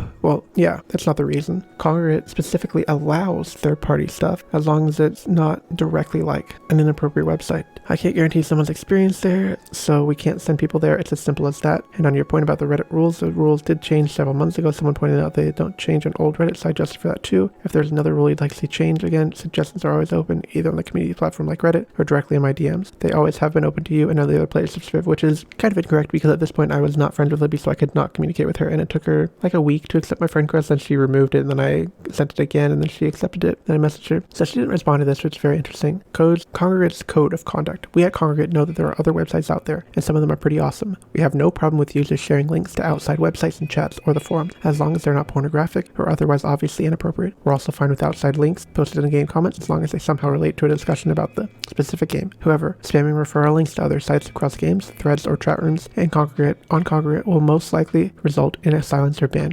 We don't need an endorsement, just a place in the chat room that is Discord for us to put links to an outside website. A competitive Discord server. Doesn't break any rules according to Kong. We didn't need help running the scene. We needed some sort of stability and for development to stop throwing roadblocks in our way. Having this server so laggy that half people couldn't play, and having it where squads was available 2 times a week makes it very difficult to play 24 matches a week. No response, which is a typical Libby response. As soon as you have her pinned down where she can't refute anything, she just won't respond. And this happens in both DMs and in the public thing here. Yeah, she deleted that. It's obvious that she's just against anybody who looks like a threat to her job, I'm guessing, or a threat to the job that she's supposedly doing. It's obvious here that there's just fundamental issues with the community, and I think heads have to roll sometimes. And I think at this point, you either fundamentally say that the community is bad and there's no way to fix it, or heads have to roll to change it. And maybe one thing has to happen. You can't just say the community's fine and la heads in the sand. Say the community's fine when you're getting 15,000 messages a day in an 80,000 person server, and everybody who supports the game is banned. There's just fundamental issues there, but it's whatever. There's nothing I can fix. That's part 4 out the way. Part 5 will be on John. Part 6 will be a wrap up. Maybe I'll do a bonus part after that. It's supposed to be a 2-part series that's now gone into. This video is probably 30 minutes, so what, like an hour and 50 minutes, so probably like 2.5 hours in the end, but it's whatever. I'll keep hitting you guys with documentary series. We can see here, this one's going to be like the 3rd, and then there's going to be one on the 10th, and then one on the 17th, and then I'll be going into ideas on how to make the game. I've got like 50 or so of those. Then I've got the like 100-part series on refuting everything Libby says as a community manager, which I might continue after I've got all those videos put out.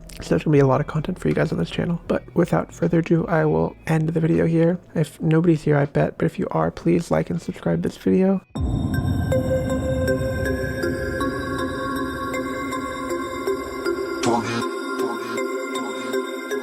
Alright boys, you finally have a not midnight recording, but unfortunately my voice is kind of weird champ right now, so I apologize if there's any weird sounds. Today is this part 5 or part 6? I think it's part 5. That we're going to be covering my history with John, aka Nobody, in the Surviv main, who's not actually part of Surviv main now that the game started to die. He's jumped over to battledudes.io, so that shows you that he has no allegiance to this server, only whatever can get him the dopamine that he wants for being in charge of little children. Anyway, let's read through what I said to him and what he said back to me. Hey, my dude, can I have perms to post in team recruiting? Thanks, my dude. He responded, did you post recently? I said, no. He said, go ahead. I said, thanks. He said, no problem. Absolutely no problem here. 528.18, 9:30.18. Can I have perms to post in team recruiting? Sure. Sorry, late reply. Okay, give me like an hour, please. All right. Can I have perms? Yeah, I gave you perms. Okay, give me a second, please. I'm writing an IR right now. I don't know what IR means, but doesn't matter. All right. Now here's when the drama starts. 2:10.19. He says, hey man, re-added you to talk. I know you're very frustrated. I said, yeah, I'm frustrated because it's unfair and I'm not getting answers. You're telling me I got banned for doxing, which I didn't do and isn't against the rules technically. Another mod is saying that I'm getting banned for raiding servers, which is also not a rule. And yet Pale and Osami, who did the same thing, are free. I looked into the doxing thing more. Trust me, I take doxing and raiding very seriously. Okay, then why isn't it in the Surviv rules? He said, I hold no bias with Pale or Osami. I don't know how, if you pronounce that. I've called him Ollie all the time. Who did you ask that said you were banned for raiding servers? Nick. This is not the dev Nick, this is the mod Nick. He said, just recently? He said, just recently? I said, yeah, like a few hours ago after we talked. He said, it's possible that there is some misinformation. I said, well, I read the ban log and it didn't have much description in it. He said, what ban log? The one that y'all keep. Apparently it said something like previously banned, rebanned. Nobody said, oh, that there was a message on that previously, but you were unbanned briefly, so the message was lost. And I said, why was I unbanned briefly? He said, a mistake. And I asked, what bot do you use for ban logs? Because back then I owned a server. I owned a couple servers and I had like 4 different logs, so I could offer to help him figure out what the original reason was if he had a bot log similar to any of the bots that I used. And he said the original reason was for the doxing, which is interesting that he says doxing here because all I did was just use Pale's profile picture, which was a picture of him. I put a rainbow filter over it and then sent it in his server, and that apparently counts as doxing. He says, I asked what bot do you use for ban logs, and he said, why does that matter? And I said, because I have a hard time believing that you unbanning somebody would delete the ban log. I've never heard of a bot that does that. And he says it's in the audit log. When he bans someone and then set a reason and then unban, that message goes away, which is true only if you're using just Discord to run your ban log. So like I'll show you, for example, here. I've got some bans in here because I banned everybody. So if you go to bans here, 89 bans. So let's go to Adam here. I know you're his alt. So that was the ban reason here. Argon bye by arsenic is not actually arsenic, but still cheating while in server. So you can see this ban reason is here. But if I unban somebody, I'm not actually gonna unban somebody and ban them again. I think they might get a message and I don't want to bother bother them. But if I unban them, if I like unban him here and then ban him again, saying like lame or something, then alt will go away and lame will go there. But that's only if you run this here. So like all this stuff here, see like here I kicked everybody from the SWL. Thanks for playing, see you soon. All this stuff is here. If I unkicked him and kicked him again, I could put another reason. This message would still be here. I'd have to search for it. It wouldn't be the last message regarding him, but the next message would be the one that I would see here. And if I banned him from that reason, it would be the ban reason here, but I'd still be able to see the old reason if I search for it. So that makes me believe that either they had a bot log that they weren't going to tell me about because it had something misleading, or they didn't have a bot log, which is majorly concerning because that's imperative of owning a server, is having at least 2 bot logs. I use 4. I know it's a little overkill. Sometimes I do 5 depending on the bot, and I usually have 1 that only I can access and only me and the admins can access, and then a couple that the moderators can access, so that there's no tampering between moderators like that. So I said, he said it's in the audit logs. Oh, sorry, I already covered that. I said, oh really now? He said, yeah, did you get a screenshot from Nick or did he tell you the reason? And I said, he told me the reason. Listen mate, I'm a server owner. I know how this stuff works. He said, we don't use a bot log. We don't use a bot to log the ban reasons. I'm not lying about this. I'm not a moron. You know when you ban someone through Discord, not bot command, you set a reason, right? When you unban them, the reason is no longer available, which is true, but I find it really concerning that they don't have a bot log, because this is a major server that this bot log, if they're banning as many people as people have said they're banning, which A said there's like 2,700 bans or something, that bot log is gonna get covered in like 3 days. Not even. That's only if you consider bans. Without bans, I bet you that the window of opportunity there is like a couple hours. So not having a bot log is really concerning. But anyway, he said, dude, do you realize how big the main server is? And I said, and it's really easy to filter out. You know, you can put out the ban and that was a ban. There can't be that many bans and you're using excuses and you're trying to BS me. And he said, bro, I re-added you to talk. Okay, the problem is here is that you have all the power. All you want to do is argue and report to insults and false assumptions. And I said, no, that's not what I'm trying to do. I'm trying to get justice, and apparently having a discussion isn't working. He said, justice for what? I said, right now there's an injustice. I got banned for something that Pale and Osami did the exact same thing, but they're still free. I didn't even want an unban here. I just wanted it to be fair. Either I got unbanned and Pale and Ollie were fine, or they got banned and I got banned. I didn't ask for an unban. I asked for it to be fair. And he said, yeah, which I'm trying to find out, but you keep making up false assumptions and things. I'm lying to you about a bot. Like really, when I search for your name in the ban log, all I see is the recent ban reason, which is an issue that has a bot issue. I don't know why they can't see my past one, but that's an issue. And he said, I said, were you the one that banned me, or do you know who banned me? And he said, I didn't personally ban you the first time, but I know the reason was originally for the Pale doxing thing, which I don't understand why I got banned twice in the same day, or I got banned, unbanned, and then banned again, because this was all same day here. So I really don't understand how that became a thing. I really don't understand how that was an oversight, but whatever. I said, listen, I'm not making false assumptions. You're telling me stuff that doesn't add up, so I'm questioning you. Do you know who did ban me? He says, it really doesn't matter. You were banned and I told you the original reason. Why can't you just leave it at that? And here's a problem. I'm asking questions to clarify for myself and to make sure that this checks out. And a couple times here it says like it really doesn't matter. Like I don't want to tell you that, all that stuff about like the bot. And let's see where he said that. Why does it matter? Why does that matter? So he said that here. He said it really doesn't matter, but it does matter. That's the problem. I think there's something suspicious going on, so I want proof, and I know how you could give me proof if it's there, which it wasn't there because, well, it either wasn't there or he was lying about how it wasn't there. And I said, and it's not hard either. I said I was getting to the doxing thing before he started going on the ban reason, which I don't know. I never got told why I got banned. I just got banned all of a sudden. What isn't adding up? How the ban log just disappeared? Because I proved that it doesn't disappear like you said it does. I was referring to the ban tab, which is the one that I showed you earlier, where you can see everybody's ban reason. See, this is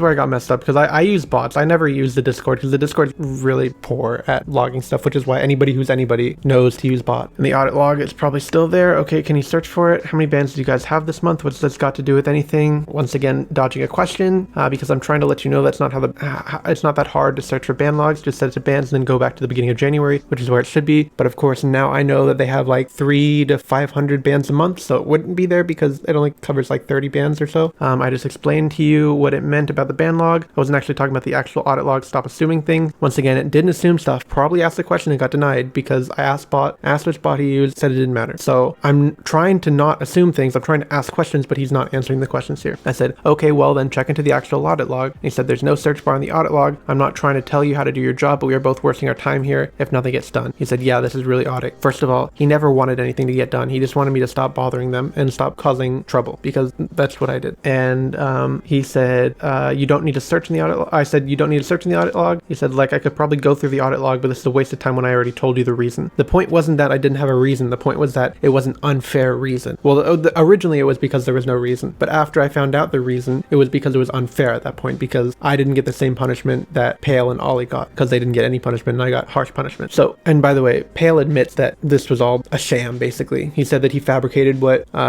he told nobody, and that nobody was not willing to punish them, only me. I think I could probably find that. Oh, actually, he might have deleted his profile, but I can probably, I'll try to find it. I think I might have a screenshot somewhere. Anyway, let's see. I said you can just change what you're looking for in bans. There can't be that many bans, and it's been just over a month. I was wrong. I didn't realize how many bans they had. I thought back then this was like a semi-fair server, and that people would only get banned for extreme reasons. Back at this point, I was only doing like 5 bans a month, less than that in my servers. My servers had a couple hundred members in it, so I said you can just change what you're looking for in bans. There can't be that many bans. It's only been just over a month. He said, all right, can filter by user. I usually just look at the ban log list because it's a search box. Okay, but that's not working. You gotta try something else. Since you're rebanned, it makes the situation extremely rare. Once again, I have 5 bots, so that even a rare situation like this, some bot will be able to find it somewhere. I said, okay, well, I'm sorry about that, but there are other ways other than the bans list log, and I've given you another way. He says, yeah, I found it. Yeah, it does say you were banned for raiding, which once again, I didn't raid. Even Ollie admitted that I didn't raid, but apparently I got banned for it. Okay, so I said, okay, well, that's what I was banned for. So there was no misinformation when it came to Nick. So if I was banned for raiding, I would like Pale and Osami to also be banned for raiding. See, was that difficult? That's all I wanted the whole time. And here's people admitted to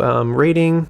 Here's more proof. By the way, please take a note who banned me. You don't have to tell me, but I would like you to keep track of it. He said, I got this from Harsh. Yeah, that's Osami. He had an alt. That's an Imgur album. Yeah, some of that was what happened last raid attempt. Some of them was the last successful raid. They both attempted to get Harsh and Fedora to give them council roles so that they could grief the server, but I was in Fedora and Harsh's ear the entire time trolling them. Didn't DM get raided as well at one point? Yes, twice. I heard it originated from TD members mostly. I mean, I guess, but it wasn't like TD versus DM. It was just members from TD. It wasn't something TD was promoting. So about your ban, the original reason I thought was just for DM spam. So now there's DM spam in here, apparently. I thought it was originally for doxing, but now it's apparently for DM spam and raiding. So that's interesting. I said, okay. He said, did you raid IO? Be honest with me. I said, no, I did not. I attempted to, but I did not. He said, how did you attempt? I said, I'm being honest. I tried to get somebody to give me perms. I think it was Buggy. He finessed me. And by the way, when I say I attempted to raid, I went to the servers and said, somebody give me admin so I could take this place down, which I don't really know is really good at raiding. But anyway, I said, yeah, but no offense, but that's not the job of the main server to deal with. Justin and Nick both said they weren't going to have anything to do with clans because of how messy it was getting. He said, which is true. Yeah, we generally stay out of it unless things get real serious, like related to doxing. That doesn't excuse Osami or Pale for raiding, however. So now this is interesting. So he said here that it was DM spam and raiding that I got banned for, but now all of a sudden it's not bannable if for just raiding because Osami and Pale are fine. Now I got banned for doxing, which wasn't part of the original reason here. He just made that up now as an excuse to save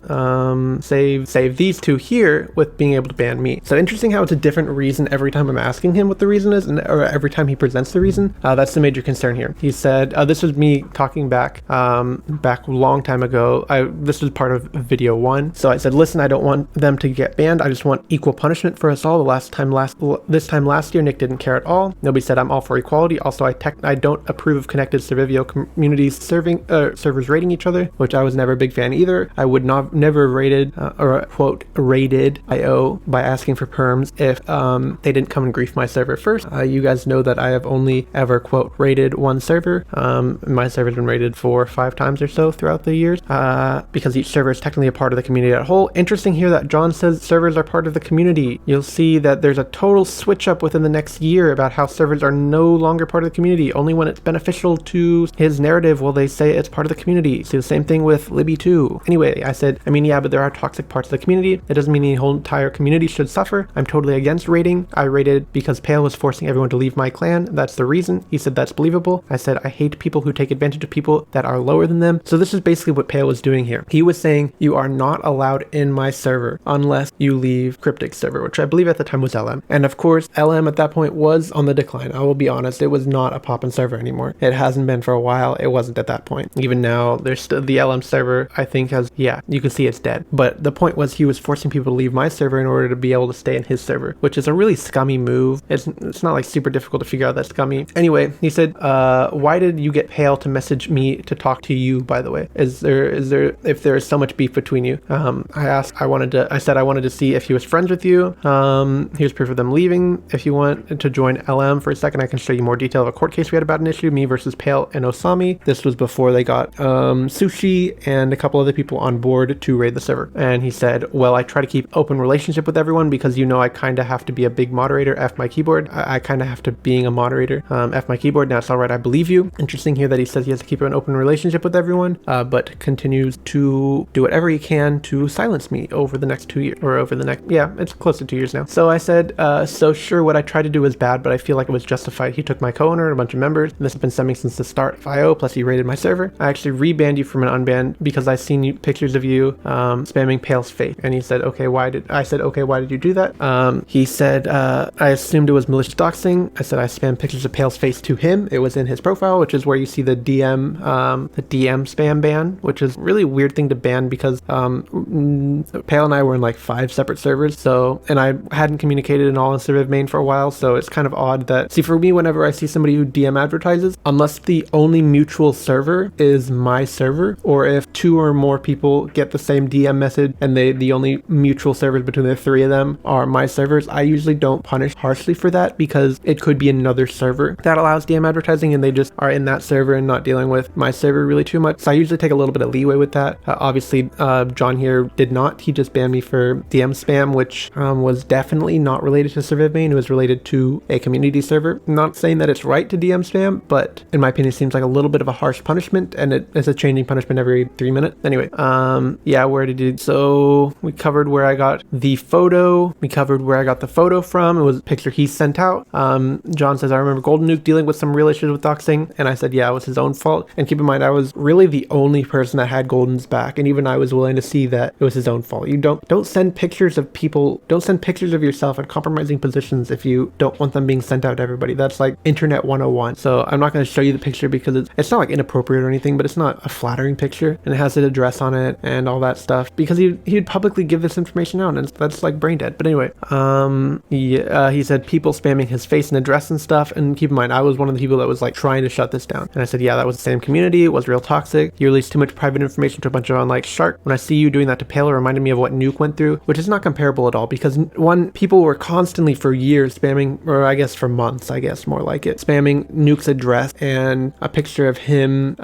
in a compromised position, basically. I don't want to go too much into detail of it, but this was just a picture. This is just me spamming a picture with a filter on it that Pale had previously posted in a server to his DM. So I don't really see how that's comparable at all, but I guess I can understand some of it. I said, but mine is not nearly as bad. I mean, sure, it's not good, but I didn't have any address, his name, any identifiable information. Golden has his full name, address, and him half naked. And he said, I invested you, image spanned, and your story is true. The fact that you did get it from somewhere else, hence TD Cancer, which is where he posted, though spamming and harassing a user via DMs is just as bad too. So now apparently raiding or harassing a user by a DM is a worse a worse offense than raiding a server, apparently, although he said that raiding a server is really bad and nobody got much else. I said, I'm gonna be honest with you, everyone harasses everyone in this community. It's a war zone. I guarantee Pale has done work. That's not me like trying to minimize what I did, because what I did obviously wasn't like the greatest idea, but for him to stay all high and mighty and say that he did nothing wrong was completely wrong. And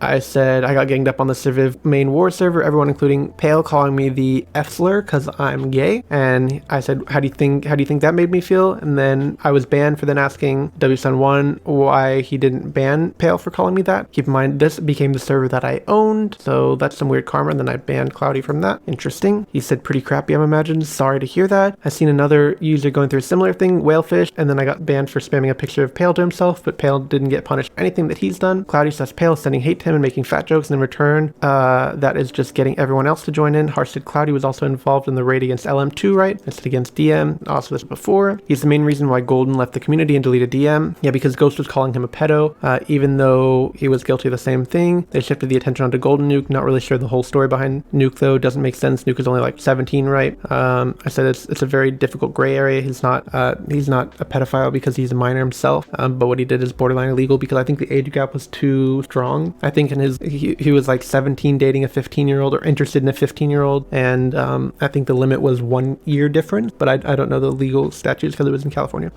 Nobody said opposed to Ghost being 22 and Lisa being 15, which is his like quote girlfriend, I guess. Probably heard of that. And I said, yeah, more drama. That's way more concerning because that really is illegal. Pale merged IO with Cloudy's server, by the way. I said that's why I'd never date anyone on the internet too messy. I know Io is dead, which is why this raiding situation against LM seems even more believable. Which, by the way, this concerns me here because maybe he doesn't think that LM being raided was believable, even though I sent him proof of both for all three of their, or three screenshots here, plus multiple proving that they raided. Anyway, I said Pale and Cloudy are going to try to take down other servers. TT is out due to Ollie 1337 got taken out by Ghost, I think. All the big servers are getting raided.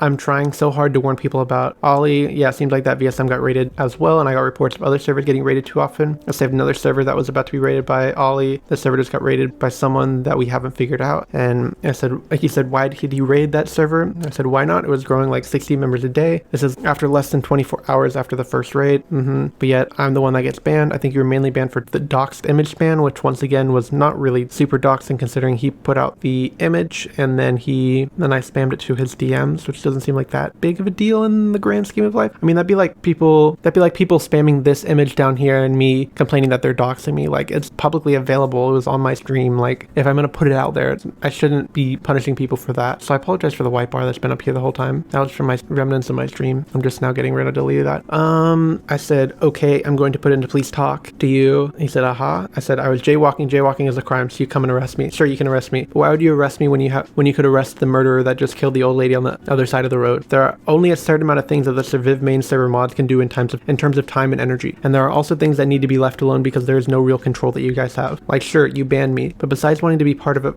the community, it doesn't affect me much. I can get one of my council members to advertise, or I can get the owner to advertise. Do you see what I'm getting at? He said, yeah, I'm absolutely understanding where you're coming from, hence why I'm just talking with you instead of just straight up ignoring you and avoiding this situation altogether, which I don't think is really true. And I said, I would like to warn people about Osami, whether that would be word of mouth, like now, without the main server, through the main server, word of mouth, or some other way. He said, what did you do when you spammed DMs with Pale's DMs with that image, by the way? Which is really weird because I don't really know what he's like. He says he knows all the information about the raid, but yet he's asking me questions about the raid. But I was able to prove to him that I was actually raided, but he doesn't even know what happened in this situation. But he was willing to ban me off of no evidence, but wasn't willing to ban them off of the same or over more evidence, which is another major red flag here. So now you guys can see that my claims aren't baseless now. They have like major basis to it. But anyway, we'll continue going. He said, you attempted to raid IO. Did you actually tell people to join on alts and raid or anything? Or it just failed because you couldn't get perms? No, I tried to get perms from someone. Well, I mean, others were in on it. We just wanted perms so we could take it down. He said, all right, what else did you do with that? I said, do with what? Like, he spammed Pale's face in his DMs and attempted to raid his server, anything else? And I said, well, I was a little rude to him. He wants screenshots.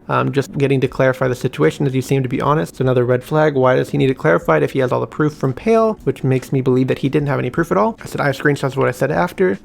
He said, Pale, we can pull out this. Pale said, when you make fun of someone for being gay, even though you're gay, I said, I'm not making fun of anyone being gay. He said, Pale, more like Gale. That's a good joke. I like that one. Gale. Still, nice reading. No one cares if you say LMAO. LMAO, nobody will care about you after this gets out. No one has cared about me for a while. You think I care about what people think about me? This is a dead community. Okay, can we clear something up? Sure. Do you have anything against me? Yeah. What do you have against me? You're an off server owner. In what way? You don't fix the issues. You rely on your council to do stuff. I tried to fix the stuff, but I think it's capped. I said, okay, then you're actually handicapped because you didn't fix anything. And he said, love you too. I said, because it's not hard to fix, and I know it has been an issue for a while. He said, also, what did you choose as your major? There's only one issue in LM in regards to coding. I said, no, I'm accounting, finance, and risk management major, triple major, but I'm dropping out, which is not true. I didn't drop out. I transferred. And he said, oh, that's pretty cool. What do you actually want to do? Consulting. He said, nice. I want to do something with culinary arts, which is weird because I don't know why he brought this up here. I said, so you don't hate me? I said, do I hate you as a person? No, I just hate the way you run your server. You remind me of Golden. That's understandable. Maybe you can show me how to do things. What do you want help with? Like whatever you see as messed up. I said, can I be unbandaged? Look at it. There's probably more messages. I think this old account here is deleted. But anyway, it's obvious that Pale isn't really that mad at me because he wouldn't be talking to me if he's that mad. But anyway, he said, who were the other people who were going to raid IO server with? I said, they're not part of the Surviv community anymore. They're just part of people from TD Cancer. I said, will be useful for context. Donut's one of them. Jake the Goo was one of them. I need to reach out with Jake, see how he's doing. I said, anyone else? There was some more, but I don't remember TBH. I have another name who was involved. Who? Justine. Oh yeah, Justine. How do you know that? Just cross-checking people with who you think, who to tell me to see if you're honest. Once again, he said I've been honest a couple times, but now all of a sudden he's questioning me on that. So I remember Donuts and Justine and everything. I don't think Justine was really in on it though. It was mainly Donuts, Jake, and I that were going for the blood. He said, all right. She was kind of like our cheerleader Limau. There were others. I think there were 7 of us total. I just can't remember who. He said, can I share these screenshots with the other mods and parts of this convo? Why? Just to explain the situation on your side. I said, yes, under one condition. It doesn't hurt anyone else in this conversation that I didn't want to get into trouble, which is everybody beside Osami and Pale. He said, Donuts and Jake are already banned. Doesn't matter, lol. He said, protect Justine. Justine, not going to do anything with that user. That's why I didn't mention her, Lamau. Okay, thanks. Justine really didn't have anything to do with the attempted rating. Thanks for advocating for me, which I think is cap. I don't know. I said, are these screenshots in order? Yes. Who are you protecting, by the way? No one else. I don't remember who the other servers were. He said, all right. This was Pale here. Batman has talked. I wonder if this is Batman. I think it is Batman. Let's see what's in here. I don't know what this is. It's too small, opulent. Okay. Team Crater. I don't know who. Oh, Team Cream? Who's Team Cream? I don't know. Anyway, he said, what do you think about this? This is Cloudy telling people to leave another server. Seems similar to what was going on in LM. So now there's credibility because there's another server that's having an issue. Pale merge IO with Cloudy server. I forgot if I mentioned that. He did. So yeah, you did. I mean, it's toxic for sure, but I don't know if it's justified. He's also not giving them an ultimatum, which is a good side. Said, oh, you already see this already? Said, yeah, Pale was forcing people to leave. Cloudy's just persuading them to leave. No, I hadn't seen it yet. But isn't it basically the same thing? No, this is majorly milder version. Just doing it in a more manipulative way. Pale said, leave LM/DM or you won't be staff or allowed in DM. It was different for different people whether or not it was staff or allowed. Okay, but it's a similar situation. So what do you do nowadays? Is LM still a thing? Yep, just got raided, but we're coming back again, or the same raid we've been talking about. I'm no longer owner. I'm running my own company as well as in charge of 350 students. I'm a little busy, lol. The second Ozami raid happened like 10 days ago. Oh really, do you have proof of that? I already sent you the proof. That stuff Mikey said. All right, that's the same raid we've been talking about. Yeah, what was the first raid? Are you talking about the raid against DM? Yeah, the raid against DM, that was nearly a year ago. All right, confused me there. End of February 2018. There were 3 raids. Ollie February 2018, Ollie January 19th or January 2019, and Cloudy on October 2018. Is there anything else we need to talk about? Well, it depends on the verdict, because if I'm unbanned, I'd like to reach out to the server owners to let them know about Ollie if that's not against the rules. He said, I wrote an essay to the other mods pretty much on this situation. I said, okay, any idea on when a consensus is going to be made? He said, I don't know, only one other mod on right now, probably a day. I said, yikes, nothing you can do about it though, lol. I'm leaning towards unbanning you, but I can't do that without consulting other mods because that would be going behind people's back. I said, yeah, of course. I know I left the group chat earlier because you were being hostile towards me and the moderation team, though I hope this continued conversation, you are at least somewhat satisfied. I really care for the community. Yes, you got banned, but I do wish to dispense fair justice to one another. He says, yeah, I am. Thanks for coming back. I really didn't mean to get hostile. What do you teach, by the way? I don't teach. I run intramurals for a dorm. First I've heard that used for intramural. Yeah, I looked it up and had something to do with sports. It's basically like competition between college students. So we have like 20 or so sports a year. People can compete to try to be the best in my college. He said, if you are one of the best players, does that increase your chance of getting into professional league? This is all for intramurals is just for fun. It's mainly between frats, but you can do it if you're not in a frat too. It's for fun. I suppose there are scouts that hang around maybe. It's people don't take it too seriously. If you want to go pro, you need to be playing for the college team, the one that's sponsored by the university. Sound like an old man. Got a company and managing team for sports. Lol, I'm only 19, but I guess I can be an old man. Wow, got a lot going for you. I mean, the company doesn't make much money. You're still young. It could be point this company. Yeah, not this one. It's a lot of work, very little pay, and there's no automation. Another company could do better. Any update besides the server? Another server was rated by Cloudy and Buggy this time. If you want to talk about it, Easy Bro is the owner of the server. Not really. Other mods have been busy lately. Is there any proof that these people were involved? Here's proof here. Why would he do that? Because it was Team Greater. It was a massive attack against Dope Squad. Multiple of them were involved. When did this happen? A few hours ago. And keep in mind, so I figured this after the fact. Nobody never sent the quote paragraph he was working. He said he sent. And I know this because I talked to 2 of the other mods and they said they never saw it. So either both of them are lying to me independently or John's lying to me. And I have difficulty believing that the 2 mods that I'm talking about here, and I'm not going to name them because I don't want them to get repercussions. I don't even know if they're part of the server anymore. I haven't talked to them for a while, but they both tell me they had never heard anything about what was going on here. So I think it was John just trying to silence me, similar to how Eyyy did. Keep me quiet, keep me waiting instead of doing stuff, hoping that I would calm down. But obviously it's nearly a year later and things haven't really calmed down.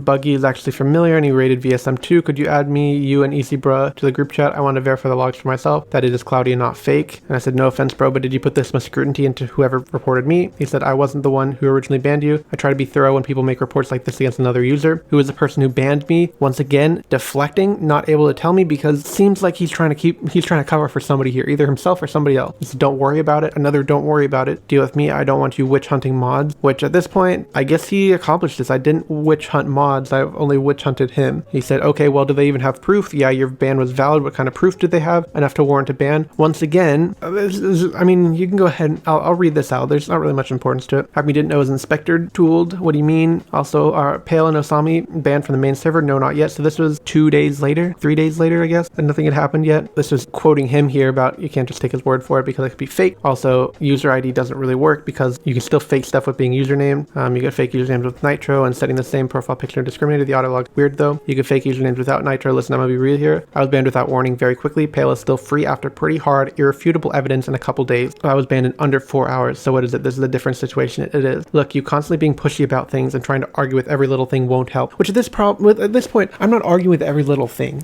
Like, it'd be one thing if I got banned for 4 hours and I'm trying to push it to 2 hours or something. Like, I got banned for something that was very minor in the grand scheme of things. And there are people that did much worse things that are running free after multiple days. I said, things aren't adding up and I'm questioning about it. You've lied either directly or indirectly a ton of times to me, so I have to question everything. He said, how have I lied to you? Okay, so if that's what this is about, why am I bothering to speak to you? Wouldn't me bother just to block/ignore you? I mean, you don't have to, but if you want justice, you should. Now you're calling me a liar after I have honestly been trying to advocate to you for the other mods, which I don't think is true because that message was gone. So by the time that I had asked him, so I think I asked the mods around this time if they had seen it, and neither of the two mods that I spoke to had seen it. And there was only like 5 or 6 mods at that point, plus Nick and Justin. So it wasn't like there was a team of 25 and it was only certain mods that were looking at it. He couldn't say it was the mod team if they weren't included. So when he say yeah, which was true, I was referring to the search box in the ban tag, and the original reason for being banned was doxing. I rarely look for the reasons in the audit log. It's through the main ban log. You think that's lying? You were banned twice, once for the rating. Second time was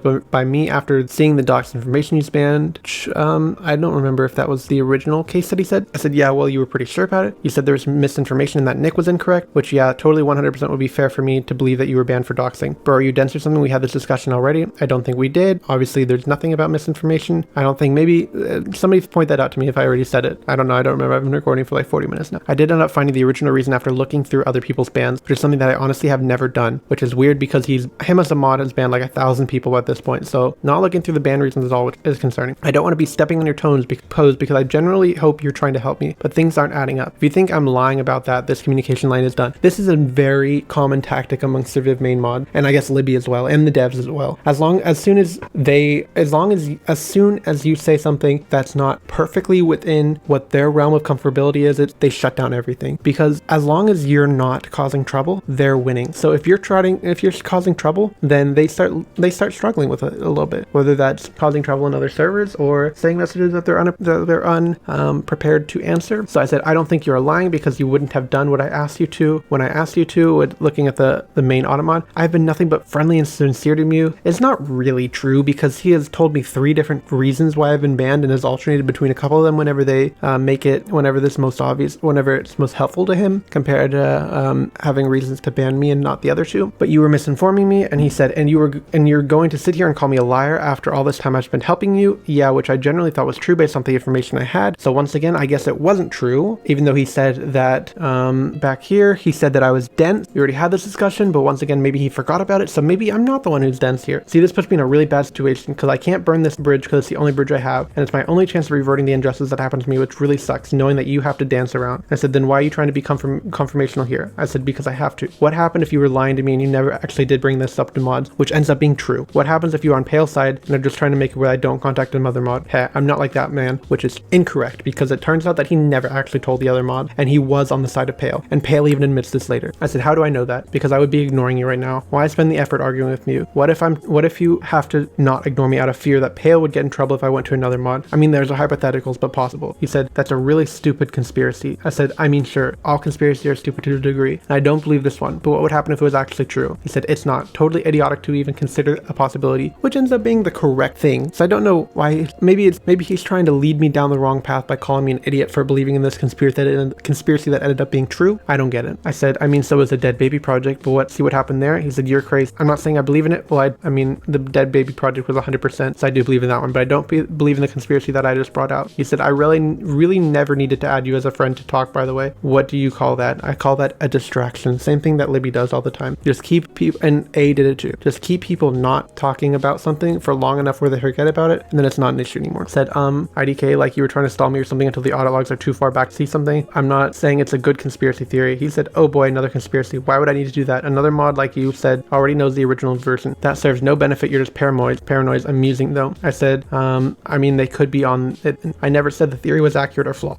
I said, hey, so you know how Dope Squad was rated? It goes deeper than we thought. We have more evidence to say that there are at least 8 people involved, probably more. He said, report it to Discord support. So now all of a sudden, when he doesn't feel interested in reporting it, and when it doesn't seem like a big deal to him, it's now a Discord issue, not his issue. Which is actually interesting because him having these people in his server, in Surviv main, jeopardizes the entire server. As Libby said in her stream, hosting somebody who you know is in violation of the Discord TOS is in fact banned under the TOS. So Surviv main, even I guess technically now could be banned for what John did a year ago. And he used on the time I got a ban for attempting to raid. He said you were originally unbanned for that, but rebanned for me for the doxing spam. It's unlikely we'll be unbanned. So all of a sudden now it's me. It's no longer an issue with the mod. It's me. Interesting how the narrative flipped when it was advantageous for him. I said, be honest with me. Did you actually bring this up with the other mod? Because at this point I knew he was lying to me. He said, I did. Not going to sit here and argue about that. And then I believe he removed the friend request. So that's it. All in 45 minutes. The entire history I've had with John. Only 3 or 4 days or so. 3 or 4 days is all it took. 3 or 4 days full of deception and incorrect facts. Him using what he wanted when he wanted and throwing out stuff whenever he didn't want it. It was an obvious grab for. It was obvious he was just trying to get me out of his hair. Not trying to deal with that. Saying he was bringing an issue up to the other mods, but it was never actually up to the other mods. And what's interesting is this isn't just a Surviv issue anymore. I remember how I told you guys he left, or he's no longer an active mod in Surviv main anymore. Or at least he wasn't like a week ago. He'd posted like 5 messages in the last week. He's gone to a game called battledudes.io. I joined the server for battledudes.io. Unfortunately, I was banned by the developer. Why do you think? Not because I did anything wrong. It would be one thing if I went in there and caused harassment or even did what I do to Libby in there. That's warrant for ban, I guess. In theory, it's a bad ban reason, but it's possible. I got banned because I tried to warn the developer about John. I said, here's what happened with Surviv main. I pointed out the numbers. I told him what happened to the game. I told him what happened to the community. He said, okay, I'll take that in consideration. John becomes very active on the server like 2 weeks before I joined. He becomes very friendly with the developer, similar to what he did with Nick and Justin. John is very good at coercing people into believing what he wants them to believe. I got banned from the server, the Battle Dude server. I didn't even play the game. I didn't message anything in there. All of a sudden I got banned one day, similar to what happened here with Surviv main. Got banned. I asked Strawberry to ask the developer why I got banned. The reason was for harassing Libby. Do you want to know who brought that up to the attention of him? He wasn't looking through my channel. He doesn't care about my YouTube channel. He's never watched my YouTube channel. John brought it up to him. John wanted me out of the server. Why do you think he wanted me out of the server? Pretty obvious why he wanted me out of the server. Anyway, boys, that part 5 under wrap. Part 4 is, I don't know, did I record part 4? Yeah, I recorded part 4. I haven't edited it yet. So part 4 will be coming out January 3rd. This one will be coming out January 10th. I guess you would have already seen it by now. There's no point in me